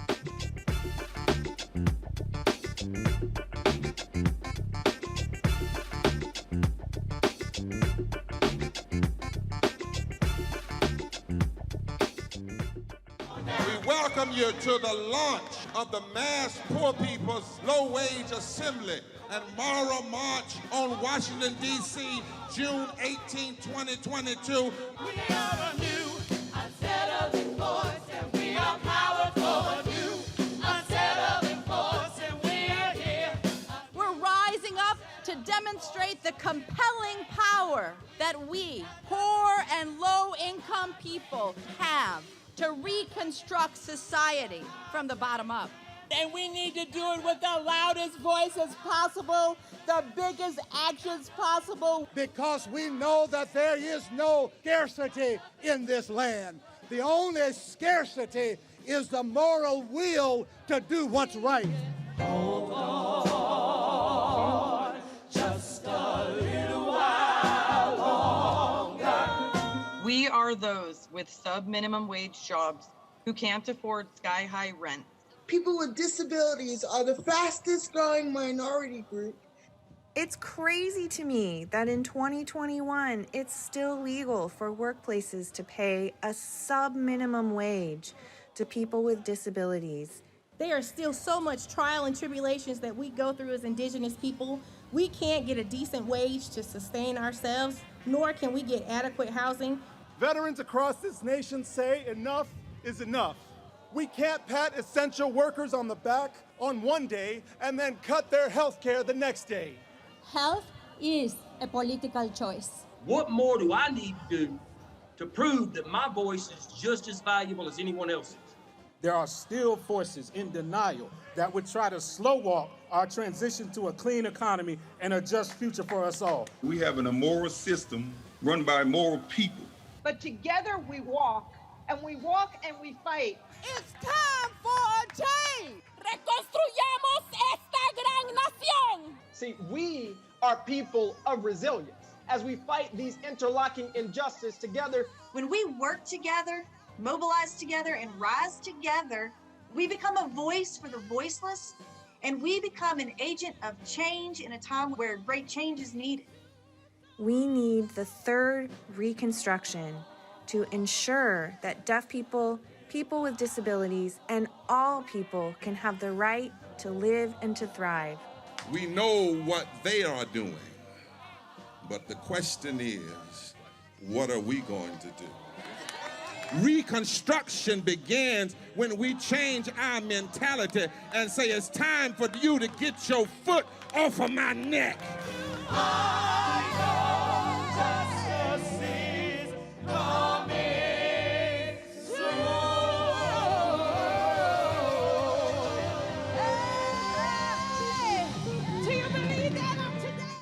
Divine. Hey, yo, Peace World, what's going on? It's the Love King of R&B, Raheem Devon, and you're watching Roland Martin, Unfiltered.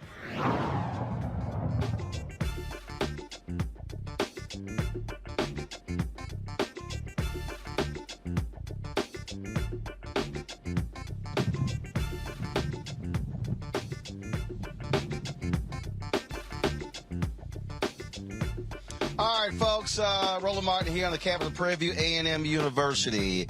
Earlier today, the Black Lives Matter Global Network Foundation Board of Directors held a virtual news conference where they talked about the 990 forms they filed with the IRS showing how they spent funds, how they've been able to who they support, and also talking about the transparency and how they are now transitioning the organization from the leadership of one of the three founders of the Black Lives Matter hashtag, Patrisse Cullors, to a different board. And so they held, three of the board members held this virtual news conference with Black media.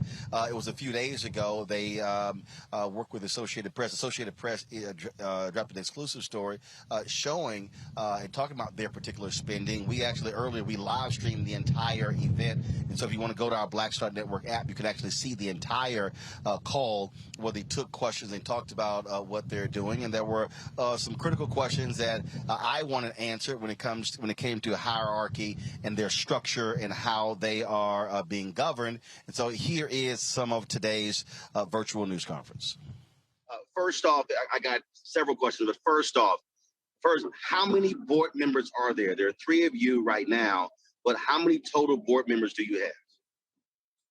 Three in total. You were looking at all three of us, and we have plans to expand our board up to 9 over the coming year. Okay. Second thing is so actually, before I even get to that question, I appreciate you talking about the relationship with Black media. I understand why you gave Associated Press the exclusive because it's AP, but that's also the example of where also working with Black-owned media, some of us are members of Associated Press, and so we could have literally, that story could have been given to Black-owned media, and we could have actually had it placed on the Associated Press wire.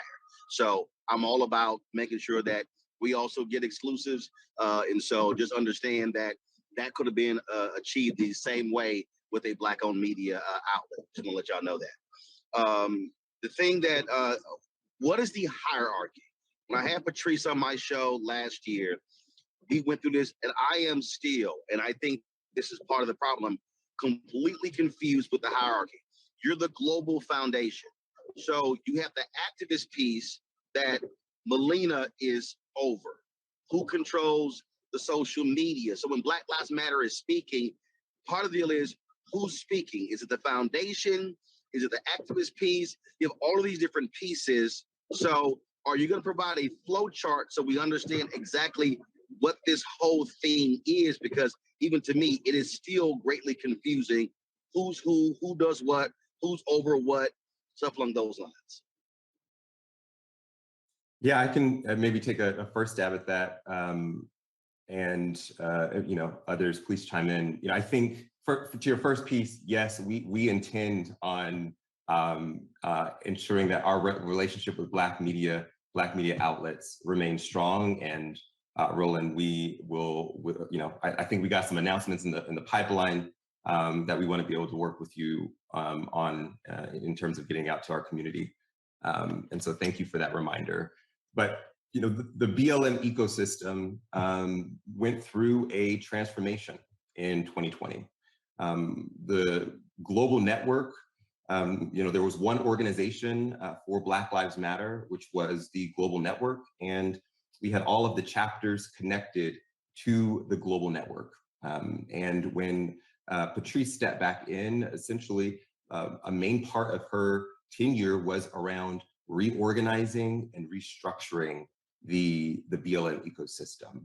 And how that happened was the foundation, of course, understanding that we need to be able to resource the front lines and build Black power and ensure that we are disrupting philanthropy for Black people. The foundation has turned into that as mentioned, the largest abolitionist philanthropic foundation organization that has ever existed in the nation's history.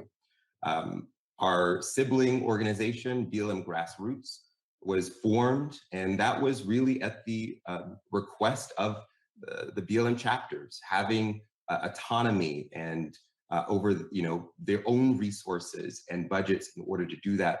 The work on the front lines was really important. And so BLM Grassroots was formed, and to your point, my dear sister Melina Abdullah is the director of BLM Grassroots. And so they do the frontline organizing on behalf of Black Lives Matter. And then separately, Black Lives Matter PAC was formed, in which we thought about what it means to build Black power in the halls of Congress and across state houses and local municipalities around the country. And what does it look like to bring the demands from the streets to the halls of power? And so that part of the BLM ecosystem really focuses on electoral work. And so those are the three different sibling entities of Black Lives Matter, sort of as it relates to us. But of course, the idea, the movement, Black Lives Matter is much bigger than just three organizations. We've got hundreds of abolitionist-focused grassroots organizations across the ecosystem, and obviously so many other Black-led organizations. And but just wanted to provide that that education on how our ecosystem transformed in 2020. Okay, this is why I'm going back. So there are three separate entities, but do you control all three? Because when I hear separate entities, so you have the PAC, you have the grassroots, and then you have the foundation. So is the foundation simply funding the others, or are you actually over those? So do the leaders of the PAC report to you? Do the leaders of the grassroots report to you? So that's why when I hear hierarchy, so I know what Melina's title is, but who does she report to? Or does she run that entity? Does that entity have its own board? Does the PAC have its own board? Or do they have their own infrastructure? That's why I'm saying it's still sort of like all these different pieces. Yeah, great question. Yeah, and hierarchy, and I know we are a decentralized movement, and so it is sometimes hard to talk about it in terms of hierarchy. But to answer your question, yeah, they are not all, so if you're looking at a map, they all have dotted lines next to each other, right? So they're their own autonomous organizations. The C3, which is the foundation, BLMGNF, as a C3, we represent that board. We are that board. And then BLM Grassroots has its own organization and structure and governance separate from the foundation. They do not, quote unquote, report to us. Melina Abdullah, as the director of BLM Grassroots, has a team that she works with, which is very separate from the governance structure of the foundation. And then that is the same for the PAC. The PAC currently, though, is sort of co-run by both members of Grassroots and the foundation. So an advisory board runs the PAC at this moment. And so Melina Abdullah sits on the advisory board. Angela Austin from BLM Michigan sits on the advisory board. And then, members of the foundation sit on the advisory board as well. But it is a separate organization, autonomous, has its own reporting structures, and a separate entity as well, is organized as a PAC and not a C3. Again, folks, if you want to see the full discussion, just simply go to the Black Star Network app. You can do so. I want to bring in my panel now, Larry, Greg, and Reese. So, Greg, I want to start with you. This is something that a number of right-wing organizations obviously have been attacking Black Lives Matter, the grassroots folks, the foundation as well. You've had black reporters with New York Magazine and others that have actually done some of this reporting as well. So I think several things I think have been at play here. First and foremost, let's just be real. This was an entity that was grossly unprepared for the influx of funds and attention. It was literally, as some said, trying to build a building and actually run a business while you're building the building in the building. And I think what you're seeing here is a very deliberate attempt to try to get a handle on these three distinct pieces. The reason I kept asking for the clarity there is because if someone is giving money to, quote, Black Lives Matter, what are they giving it to? You have this separate entity, which is the grassroots piece. Then you have the foundation. Then, of course, you have the Political Action Committee. The Political Action Committee can give money to and endorse candidates. The foundation cannot. The grassroots piece of Black Lives Matter is also a foundation. And so they're separate. And so what I kept getting to is, okay, what's the hierarchy? Who's running the foundation? The grassroots piece, who's running that? Do they have their own separate board? The PAC the same way. And if there's an explanation for people to understand this, let's take the Congressional Black Caucus. You have the Congressional Black Caucus made up of CBC members, but there's a Congressional Black Caucus Foundation that puts on the annual legislative conference. There's the Congressional Black Caucus Institute that puts on programming in different places around the country. Then you have the Congressional Black Caucus Political Action Committee. Those are three separate, distinct entities, but they still are all related to the Congressional Black Caucus. That is what I think is happening with BLM here. And so putting people in place, putting the infrastructure in place, Greg, is really what is necessary. Otherwise, the attacks are going to continue as to what are you doing? How are you spending the money? And the governance, because, frankly, the people at large, they don't know what the hell is the foundation. They don't know what the hell is the grassroots. What's the PAC? They just hear Black Lives Matter and assume it's all the same. Absolutely. Well, you answered the question, Roland. You asked them by what you just said. People are given to a movement. They're given to an idea. And by the way, we can start by setting aside all the white nationalists, including all their billionaires and all their institutional apparatus and their Negro servants, like whatever name is that went out there into the House. You know, set all them aside. They have an agenda. This is clearly the distinction between institutions and concepts. You know, you're standing on the campus of an institution.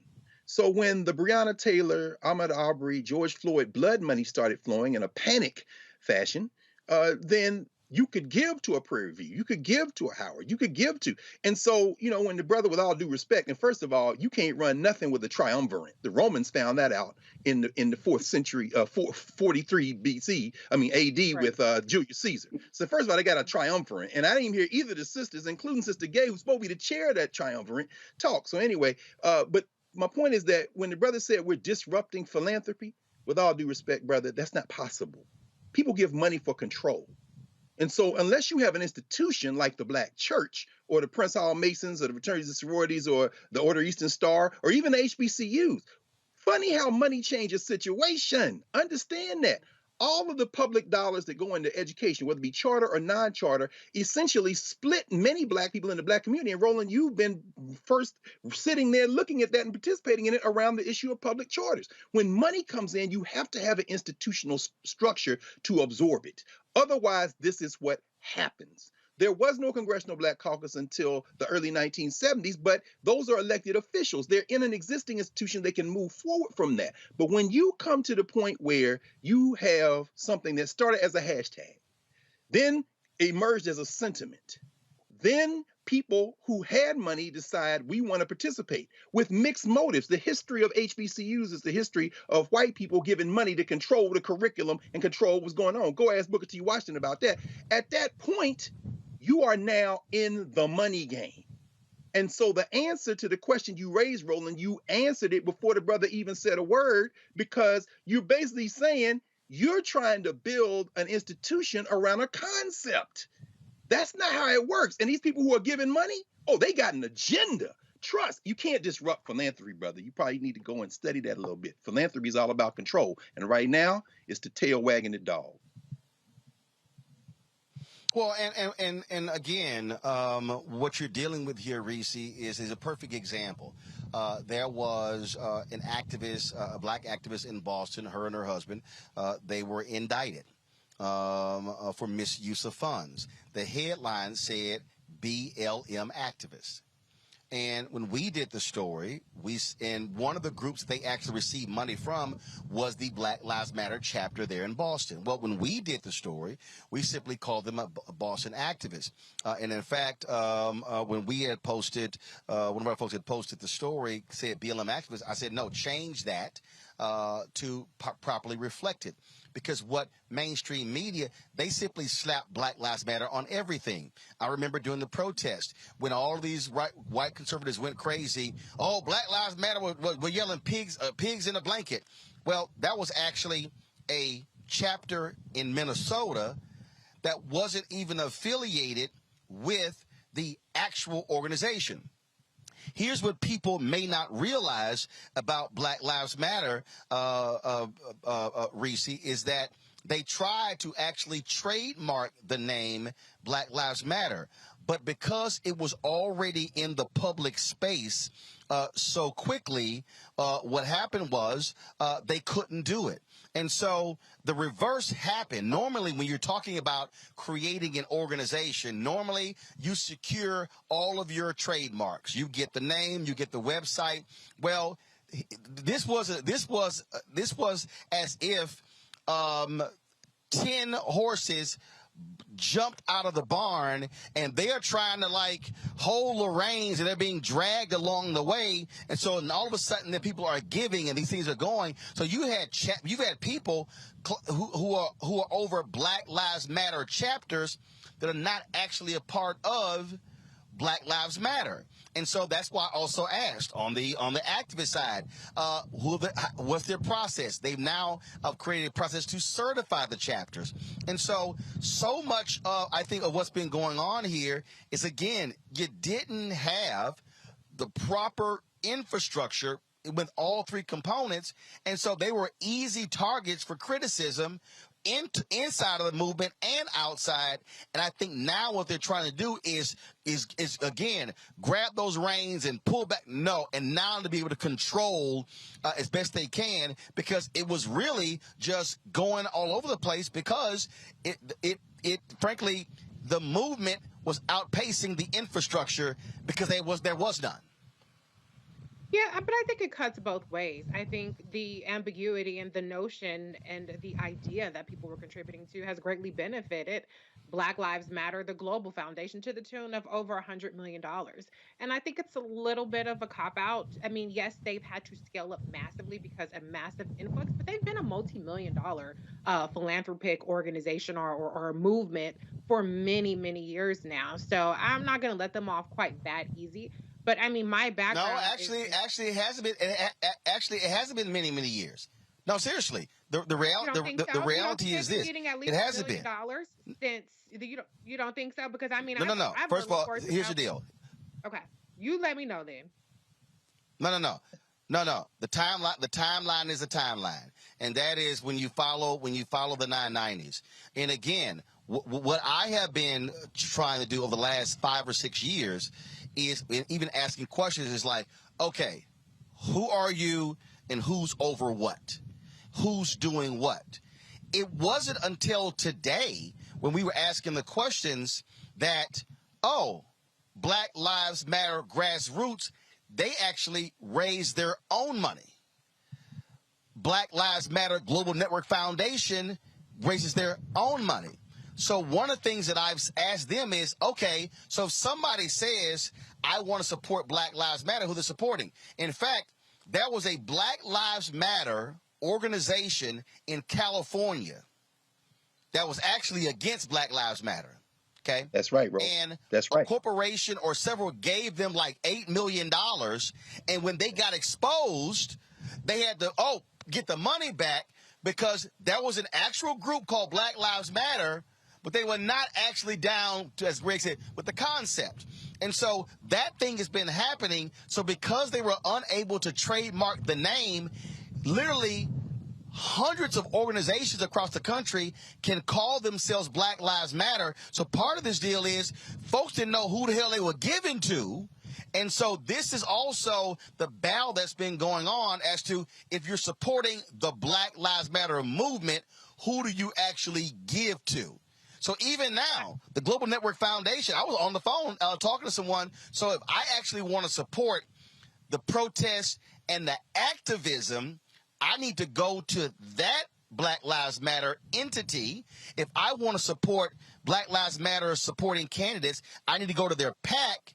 But then if I want to then support Black Lives Matter Global Network that's supporting other abolitionist groups, I got to give to that entity. Part of their struggle is conveying to the public who the hell does what. Because for the public, it's just one Black Lives Matter. It's all the same.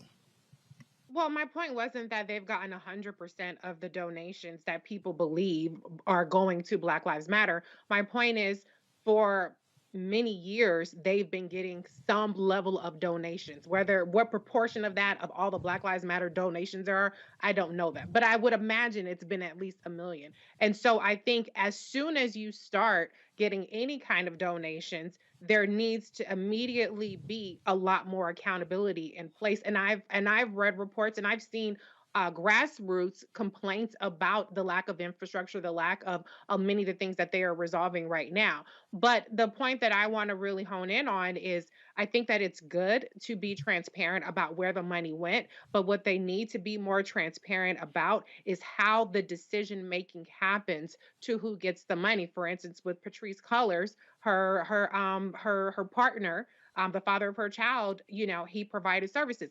That's not to say that there's anything corrupt about that, but, was it sole source? What kind of, proposal process went into determining who were the security services, who were the people that were providing event services? So there is a number of things that they need to do, because one thing I know as a person who works in finance is the appearance of impropriety is just as important, or avoiding that is just as important of actual impropriety. And that's what they're not getting right now. And I think that some of the criticisms or some of the pushback around, well, people are racist towards Black organizations and Black organizations have a lot more scrutiny. True. But when you're $100 million organization, that kind of goes out the window. You have to hold yourself to a higher standard. So what I saw is still falls way short of that, but I'm going to give them the benefit of the doubt that their intentions are good. But 2020 was 2 years ago now. So they need to speed it up. 3 people is not nearly enough.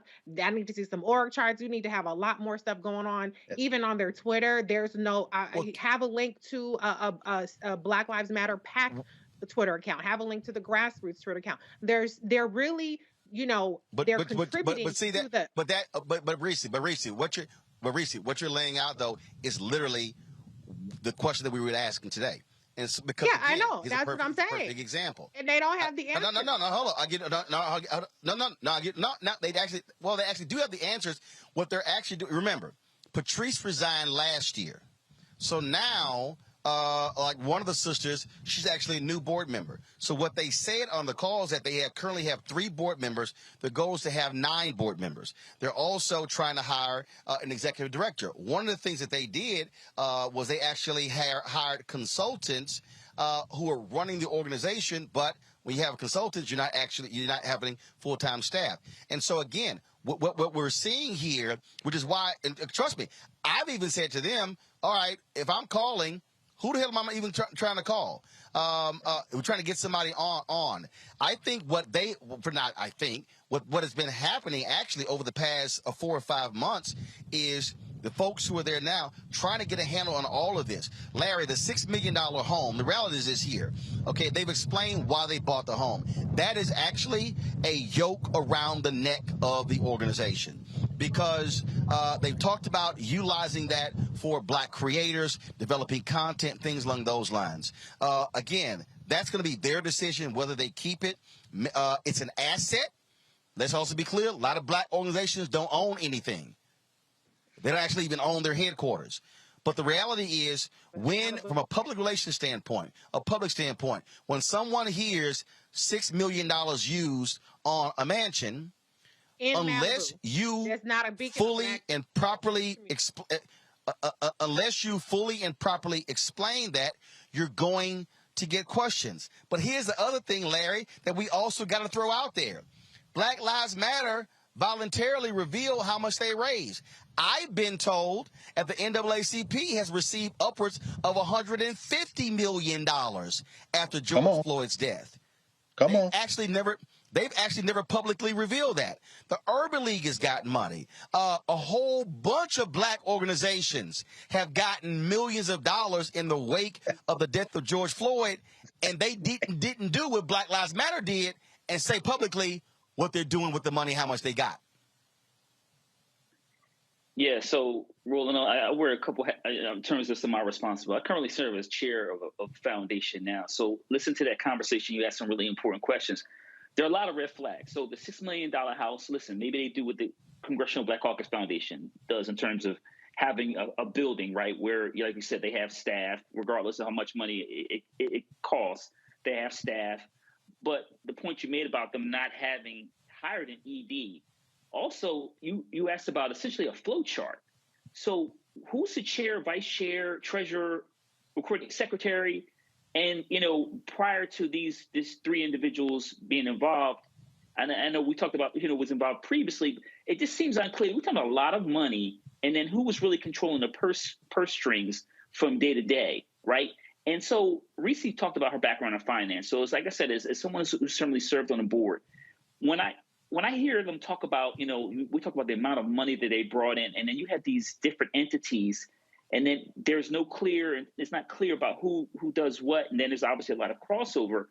It does kind of make you think that something is not quite right here. I do give them credit for talking about the millions of dollars that they've gotten. You highlighted that some of the other organizations who we all, are really important, NAACP, et cetera, haven't highlighted how much money they've got and in terms of what they're doing with it. But like I said, in terms of my experience, it really sounds like they have a consultant. They need an experienced ED, and then they really need to have a clear understanding, not only in terms of internally, but explain to people externally, like, we're discussing it now, but other folks who are donating, how exactly these three entities work to collaborate, and how and which ways are they different in terms of that they're all 501c3s. So there's a lot of work that needs to be done, but they better do it quickly because they're bringing a lot of unwanted attention.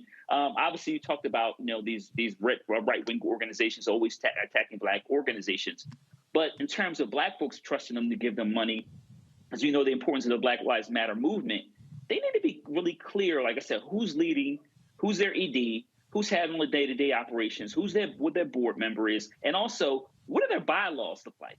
Because that's another thing that's going to be really important in terms of who gets elected, how you elect board members. What do your bylaws say? And also like things like give or get, all those other details that are important as it relates to a foundation. Well, this is literally the equivalent. I would dare say this is the equivalent of you having a cash-based business, and all of a sudden your product is blowing up, and man, now you sitting here going, okay, I'm one person. Now I got employees. I got to hire HR. I got to have an HR handbook. You have to put it together. This is why early on, I was talking to individual activists, and I was texting them, tweeting them. I kept saying, I remember there were several activists. They had put some stuff out on social media about donating, and I hit them offline. I said, hey, make sure that money is being sent to a fiscal agent, because you're going to get taxed. If all of a sudden people out there are contributing to you $20, $30, $40, $50, $60,000, the IRS is going to see that as taxable income. If you have not created an infrastructure to receive that money, you're going to have a problem. People have to remember the IRS was looking at Black civil rights organizations during the Black freedom movement. It's always following the money. I think where they are now, and again, I was glad. Look, I was pushing them to have this call today because there were so many questions. And again, when people are raising questions and no one is actually responding with the answers, that begets more questions. And the only person who was out responding was Patrice, obviously, because her name has been associated with it, but she resigned a year ago. So part of the deal is, how is the old person, the old leader, responding to current questions? And so that's also what's going on here. And so what I've asked them, I would like for them to come on this show because I have more questions that I think need to be answered so people have a better understanding of what's going on when it comes to what they're doing. But I will say this to everybody who's watching, to all black folks. And this is very clear, I am not saying do not question Black Lives Matter. I am not saying do not hold them accountable. What I am saying is, black folks, we had better be willing to question other black organizations and other entities that supposedly have black interests, because a lot of times we are more willing to criticize our own than other folks and challenge them on what they're doing with the resources and the money that supposedly is supposed to be impacting black folks. And so that's one of the critical things that I think is also important. I think, Greg, you wanted to make a comment there? Yeah, right quick, Roland. I know we got to go, but you know, it's funny because we live in a society where our attention spans are short and our memories are maybe even shorter. We know that this started with Alicia Garza and Patrice Cullors and Opal Tometi off a hashtag. I think Alicia Garza tweeted something like "Our Lives Matter, Black Lives Matter," and then Patrice put the hashtag on in the wake of the Zimmerman verdict.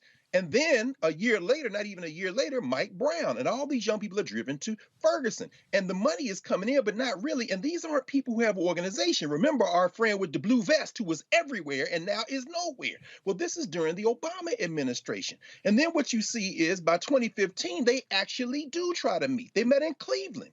They met in Cleveland, these people who didn't know each other. Some people did. They brought in elders. How can we form a network? That was called the movement. That was called the movement.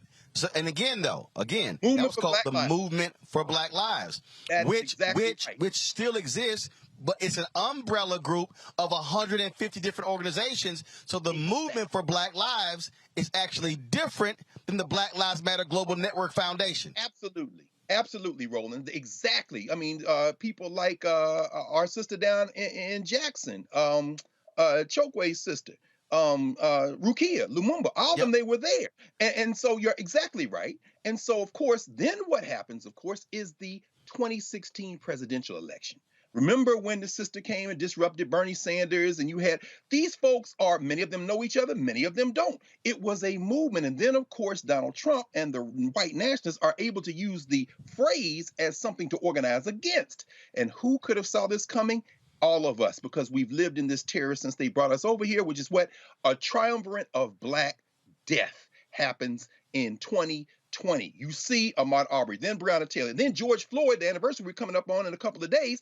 And that's when all this money starts pouring out because it converged with the pandemic. And you basically, as you say, you have then outside money creating a dilemma. But this movement had tried to get its legs under it 4 years before. But that Black death that rained money on places like the campus you're standing, that rained money on the NAACP, rained money on an idea. But by then, people who didn't know each other had fallen out. Is Garza talking to Cullors? Is Cullors talk? They weren't people who were involved in the organization. And up until those deaths converged after 4 years of the Trump administration, it wasn't even a thing that would have boiled over. Roland, you've interviewed on this show people involved with the network that these three folks are trying to help put together now, who have criticized, as Reese said, them internally because they say, we were there, we were involved, but we fell out with this person and we didn't get a nickel. So, I mean, at the end of the day, as you say, we have to step back and put this thing in context to remember that we have real and open enemies in this world and in this country. That boy that killed those 10 people in Buffalo who did not act alone, I don't believe, I read all that damn manifesto, didn't I? And by the way, son, say it with your chest. You said if you got captured, you'd plead guilty. But you didn't do that, did you, you punk? My point is they are also bankrolled in terms of that weaponized propaganda with people, with institutions. You do not fight institutions with individuals. And as you say, finally, in their defense, and you've made this clear, they tried to get their legs out from under them years before this. But once their money gets in this situation, the thing can go a way that you could never predict. Well, and I'll tell you before we go to break, because I definitely want to deal with the Deion Sanders, Nick Saban thing with the panel. I'll remember, I'll never forget reading an article, and there were these young activists on the East Coast, and there were some white donors they wanted to give to them. No, absolutely not. And a year later, they were like, what the hell are we thinking? Because what happened was the folks who were activists were like, damn, we got bills to pay. We got apartments, we got light bills, we got food bills. And so what happened here was there were a number of people who were thrust into activism who were never a part of organizations. That's right. There are people who are listening, who are watching, and who will say, oh, man, we need new organizations. But, folks, this is why Stokely Carmichael said, you cannot find a black person who's been able to achieve anything unless they've done so through an organization. Because what an organization gives you is infrastructure to be able to move and grow. And then when you get tired, somebody else can step in. So many people, there are a lot of young sisters and brothers across the country over the last decade have learned why institutions matter, organizations matter, why trademarking a name, having copyrights, having a bank account, having all of those things, having, as Larry said, bylaws, having a constitution, having a process to elect people. I know this decentralized leadership thing was a part of Occupy Wall Street, and a lot of people, a lot of young black activists, because they didn't want that one person, they didn't want that Dr. King, they didn't want that Reverend Jackson, they didn't want that. But the reality is this, and Reese talked about on the accounting side, you cannot have an organization unless you have hierarchy. You cannot have an organization unless you have people in place, general counsel, HR, all of those different pieces. And so people have great intentions, but just like businesses, if you do not put the pieces of the business in place, your business will fail, and you will have all the growing pains. You'll be owing back taxes. Who's supposed to pay the property taxes? Who's supposed to pay this? I never had to pay the state taxes and the federal taxes.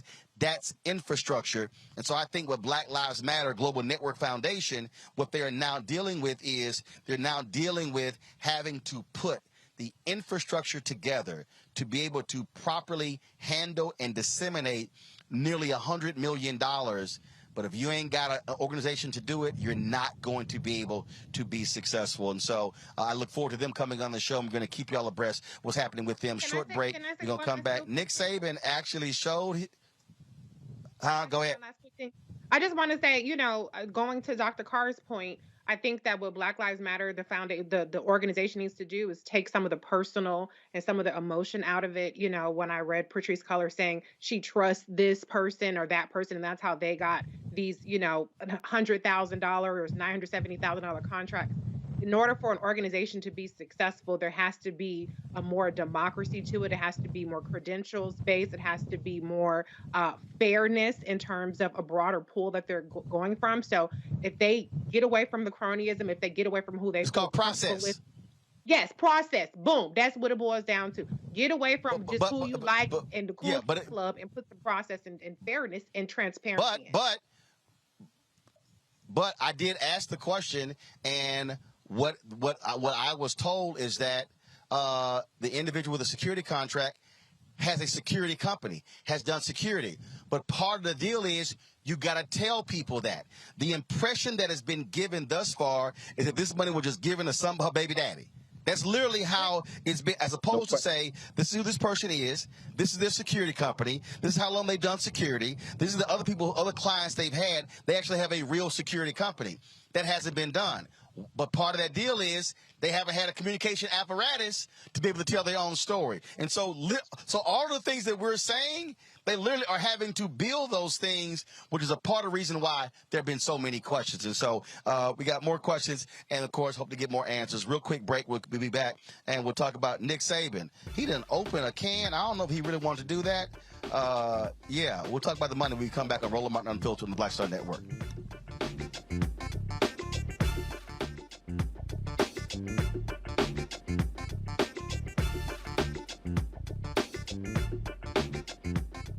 Pull up a chair, take your seat. The Black Tape with me, Dr. Greg Carr, here on the Black Star Network. Every week, we'll take a deeper dive into the world we're living in. Join the conversation only on the Black Star Network. You want me to do something crazy, but I don't know what to do. I'd rather just sit here. Hi, this is Cheryl Lee Ralph, and you are watching Roland Martin, Unfiltered. I mean, could it be any other way? Really? It's Roland Martin.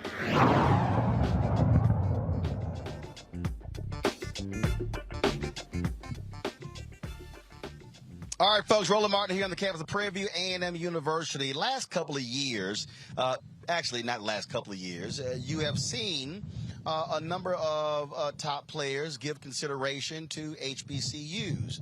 Howard University a couple of years ago signed the #1 basketball recruit in the country. This year, Jackson State signed the #1 dual threat quarterback in the country, Travis Hunter. That caused all of these folks to say, oh my God, what is Deion Sanders doing? What is Jackson State doing? Well, last night, Nick Saban, the head coach of Alabama, was at an event where they were trying to raise money for their program. And let's just say Nick opened a can of worms going after Jackson State and my alma mater, Texas A&M. Listen. And you've read about them. You know who they are. I mean, we were second in recruiting last year. A&M was first. A&M bought every player on their team, made a deal for name, image, and likeness.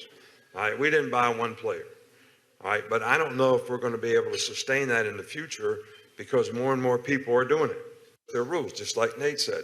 We have a rule right now that says you cannot use name, image, and likeness to entice a player to come to your school. Hell, read about it in the paper. I mean, Jackson State paid a guy $1 million last year that was a really good Division I player to come to school. It was in the paper, and they bragged about it.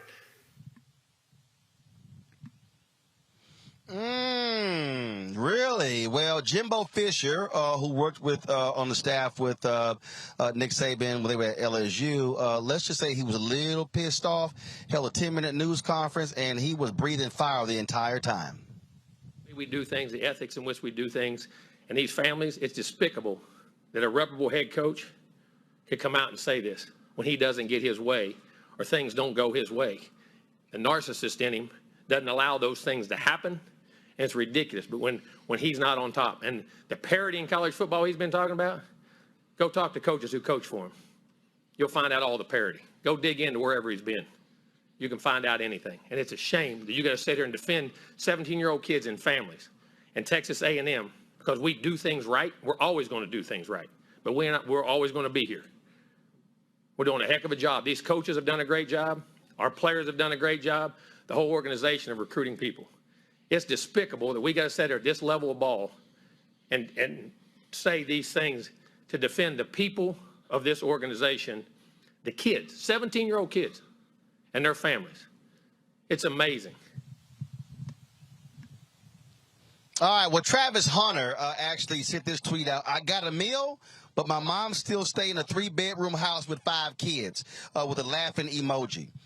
Then Deion Sanders responded to his tweet, said, I don't even make $1 million, LOL, laughing emojis. That was about 9 hours ago. He gave an interview with Jean-Jacques Taylor of Anscape where he said, Deion said, no, we ain't about to have a private conversation. Coach Saban, he probably has called me. He said, no, you made your comments in public. We're going to talk about this thing in public.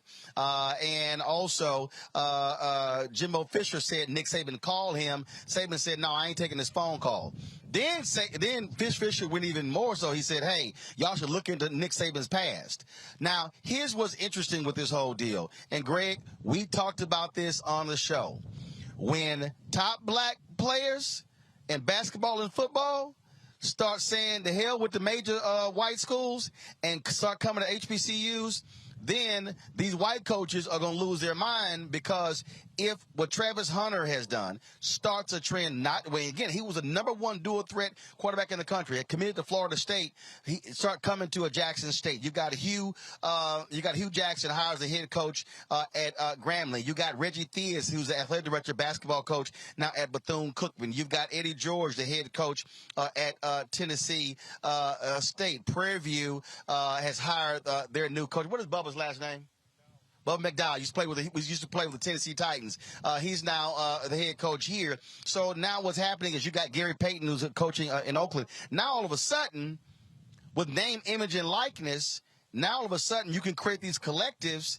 If you got a player who, let's say it was a 3 or 4 star, sitting on the bench for 3 years at Alabama, they can now go to other school. They see what's going on. Nick Saban's trying to protect that $9.5 million he's making, Greg. Exactly right, Roland. Let me be very clear. As far as athletics is concerned, every one of those quote-unquote major colleges are plantations. Texas A&M produced Bear Bryant. Remember, Sam Bam Cunningham, who just made transition last September. In 1970, when University of Southern California beat the hell out of the University of Alabama in their stadium, Legion Field in Tuscaloosa, Bear Bryant is reputed to have said, "I got to get me one of them." Guess what was the biggest commercial for integration in the history of the United States? Black athletes. And in the NBA, they tried to collude with the NC2A a couple of years ago and put that Rich Paul rule in. Why? Because you got LeBron James, high school buddy, with more power than all these damn general managers and the commissioner of the NBA. And when it comes to professional athletics, known as the slave economic concern, also the Southeastern Conference, the Big Ten and Pac, notice I said professional. Why? Because that boy Saban knows that he ain't got to go out, because the U of A is a brand. Texas A&M is a brand. USC, Ohio State, Michigan are brands. Name, image, and likeness blew it up, as you said, Roland, as you've been talking about it for months. With NIL, you can take your image anywhere. Well, guess what? The only thing holding this whole criminal enterprise together was not having a slave rebellion. Oh, but it looks like in Coach Prime, you got the right one, because Coach Prime knows that that plantation relies on you having overseers at the high school level who don't even tell these black athletes about HBCUs. So what did Coach Prime do? A couple of months ago, he tweets out, "High school coaches, give me a chance to come on campus." See, you can't look away with Coach Prime. Why? Because he was prime time. He was your man when he was making you them plantation dollars at Florida State. But now he knows how y'all set this up so these boys and girls, and I'm talking about women too in terms of basketball, never see the assistant coaches the plantation send out. And then finally, Coach Prime, and I know you saw his press conference today, Roland, this is what he said, and this is why I'm sure you said what you said. He said, "Coach Saban wasn't talking to me. Coach Saban wasn't talking to Jimbo Fisher. He said he was talking to his boosters. He was talking to his alumni. He was talking to his givers. He was trying to get that money," Sanders said. That was what he was doing. He was just trying to get us to go where he is trying to get to. Meaning what? Look here, boy. When they start going to the HBCUs, the plantation game is over, and Nick Saban is fighting for his life, and I hope you cut his whole damn head off, because I wouldn't send nobody related to me by blood to the University of Alabama. Go on Tuskegee. Go on to Alabama A&M. Go on to Alabama State. Research the history of these schools. See how these NFL coaches used to come on the campus of a place like Tennessee State and pick the brain of coaches like Joe Gillum Sr., whose son was the quarterback for Tennessee State, and who should have been in the Hall of Fame with the Pittsburgh Steelers and hadn't screwed him for a rag-ass arm quarterback named Terry Bradshaw. Go hear about Eldridge Dickey. We could talk about this all night, and you've talked about it so many times, Roland. No need more to talk about that. That boy's scared. And guess what, Nick? You better be scared as shit, because they coming for you now, and they know where all the I'll give you some numbers, Larry. Alabama's athletic budget, $180 million. Nick Saban gets $9.5 million. The entire Jackson State athletic budget is $8 million. Supposedly, Jackson State gave Travis $1 million. Deion only makes $300,000 at Jackson State. The bottom line is what they are freaking out. They are freaking out that just like a lot of the top black academic students, again, I'll use my nephew as an example. Okay, I'm an A&M graduate. His mama is. His daddy is. His other uncle is. Okay, so you got four Aggies in the family. He came to Prairie View for 2 years, and he was going to go to A&M and finish and get his degree in construction management. chose to stay here for the 4 years. And so one of the top academic students, what they are afraid of the top athletic black players doing the same thing that is happening on the academic side, because they understand that that's their meal ticket. Yeah, Roland, we had in the last 24 hours shots fired. Nick Saban going after your boy Jimbo Fisher, and unfortunately, Deion got caught in the middle. But the one thing that's really important here in terms of what you were talking about and Dr. Carr talked about is really talking about the empowerment of the black athlete. So that's what's really going on here. Financial, and then once again, NIL, controlling your likeness. We've been talking about for decades in terms of making sure that black athletes, because I'm really talking about black athletes here, have the opportunity to make money because there's, universities selling jerseys, et cetera. But listen, you talked about it. Nick Saban is making plenty of money. He's trying to protect the UA in terms of how easy they can recruit all over the country. They don't just go to the southern United States. They go to California and recruit guys. So these comments by Nick Saban is he's just trying to make sure he can continue to get the guys to get. And you're right, when Deion Sanders has been able to do what he's been able to do in terms of recruiting, and also the guys are coming through the transfer protocol that come from Jackson State also. He shook at the foundation, and you're talking about hundreds of millions of dollars, right? So Brother Carr's talking about NCAA. It is basically a plantation, as he talked about. But once again, NIL, you're having these black athletes being empowered to go wherever they want to go. We just saw a transfer from Pitt, Addison transfer, wide receiver from Pitt, transfer from Pitt to USC. But once again, power and control. And Saban doesn't even though he's won multiple national championships, he always wants to be number one. And you talked about Jimbo Fisher used to be his former offensive coordinator. So there's a lot of some personal issues going on there. But listen, Jackson State and a few other HBCUs, Howard, et cetera, are going to be able to recruit these students because they have history. Jackson State had Sweetness graduated from there. Walter Payton, one of the greatest wide receivers of all time. Jackson State has produced Hall of Famers. So have several HBCUs. So when people making this argument about why going to Jackson State, they've produced 4 Hall of Famers. So students, young black brothers and sisters that go there have an opportunity to play in the WNBA, go play in the NFL, et cetera, get a quality education, and people see their humanity at the same time. Reese, here's why coaches like Jimbo Fisher are losing their mind. And that is because players now get to get paid. First of all, he sat there and talked about, we didn't buy any players. Come on, Roland. Come on. Come on. Come on. A brother tweeted today that he said, I wasn't going to go public with this. He said, I've worked out with many former Alabama players who lamented that they made more money at Alabama than they were making on the practice squads in the NFL. Mm-hmm. Now, I don't know who Nick think he fooling. But if he actually thinks that we are this stupid, that Alabama has not been playing players, come on, bro. The bottom line is this here. They are upset that they don't get to control the players. It's a brother who is the top receiver in the country at the University of Pittsburgh. He has said, I'm entering the transfer portal. I want $700,000. You got a basketball. The University of Miami, one of their alumni has set up an NIL deal. They paid an incoming player, I think, $500,000 part of the NIL. Well, the brother who's already there is an All-American. He said, yo, if I don't get $800,000, I'm leaving. What they don't like, and then all these coaches, well, this is not right.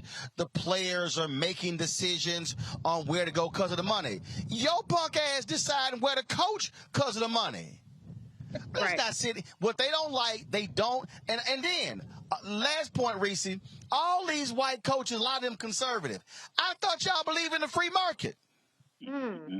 Ain't that something? I thought the free market says get what you can where you can. Oh, now the players get paid. Now they literally are going to Congress saying, y'all got to pass a law. This unfair.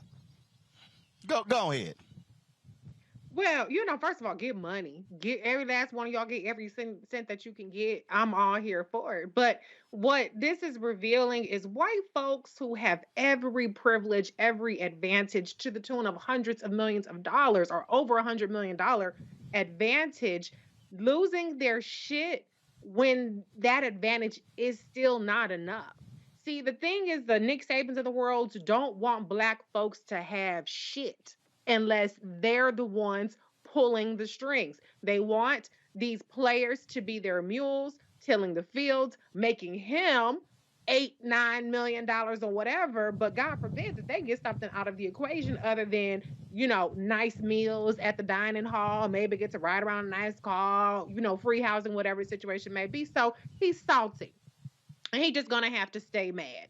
At the end of the day, black schools have something that an Alabama school can compete with, and that's called the culture. It's called swag. It's called legacy. It's called history. And once more black folks and black athletes start realizing that their path doesn't have to go through these white schools and to be the boys on the fields for the Nick Sabans, they are in some deep shit. And so that's what he shook about.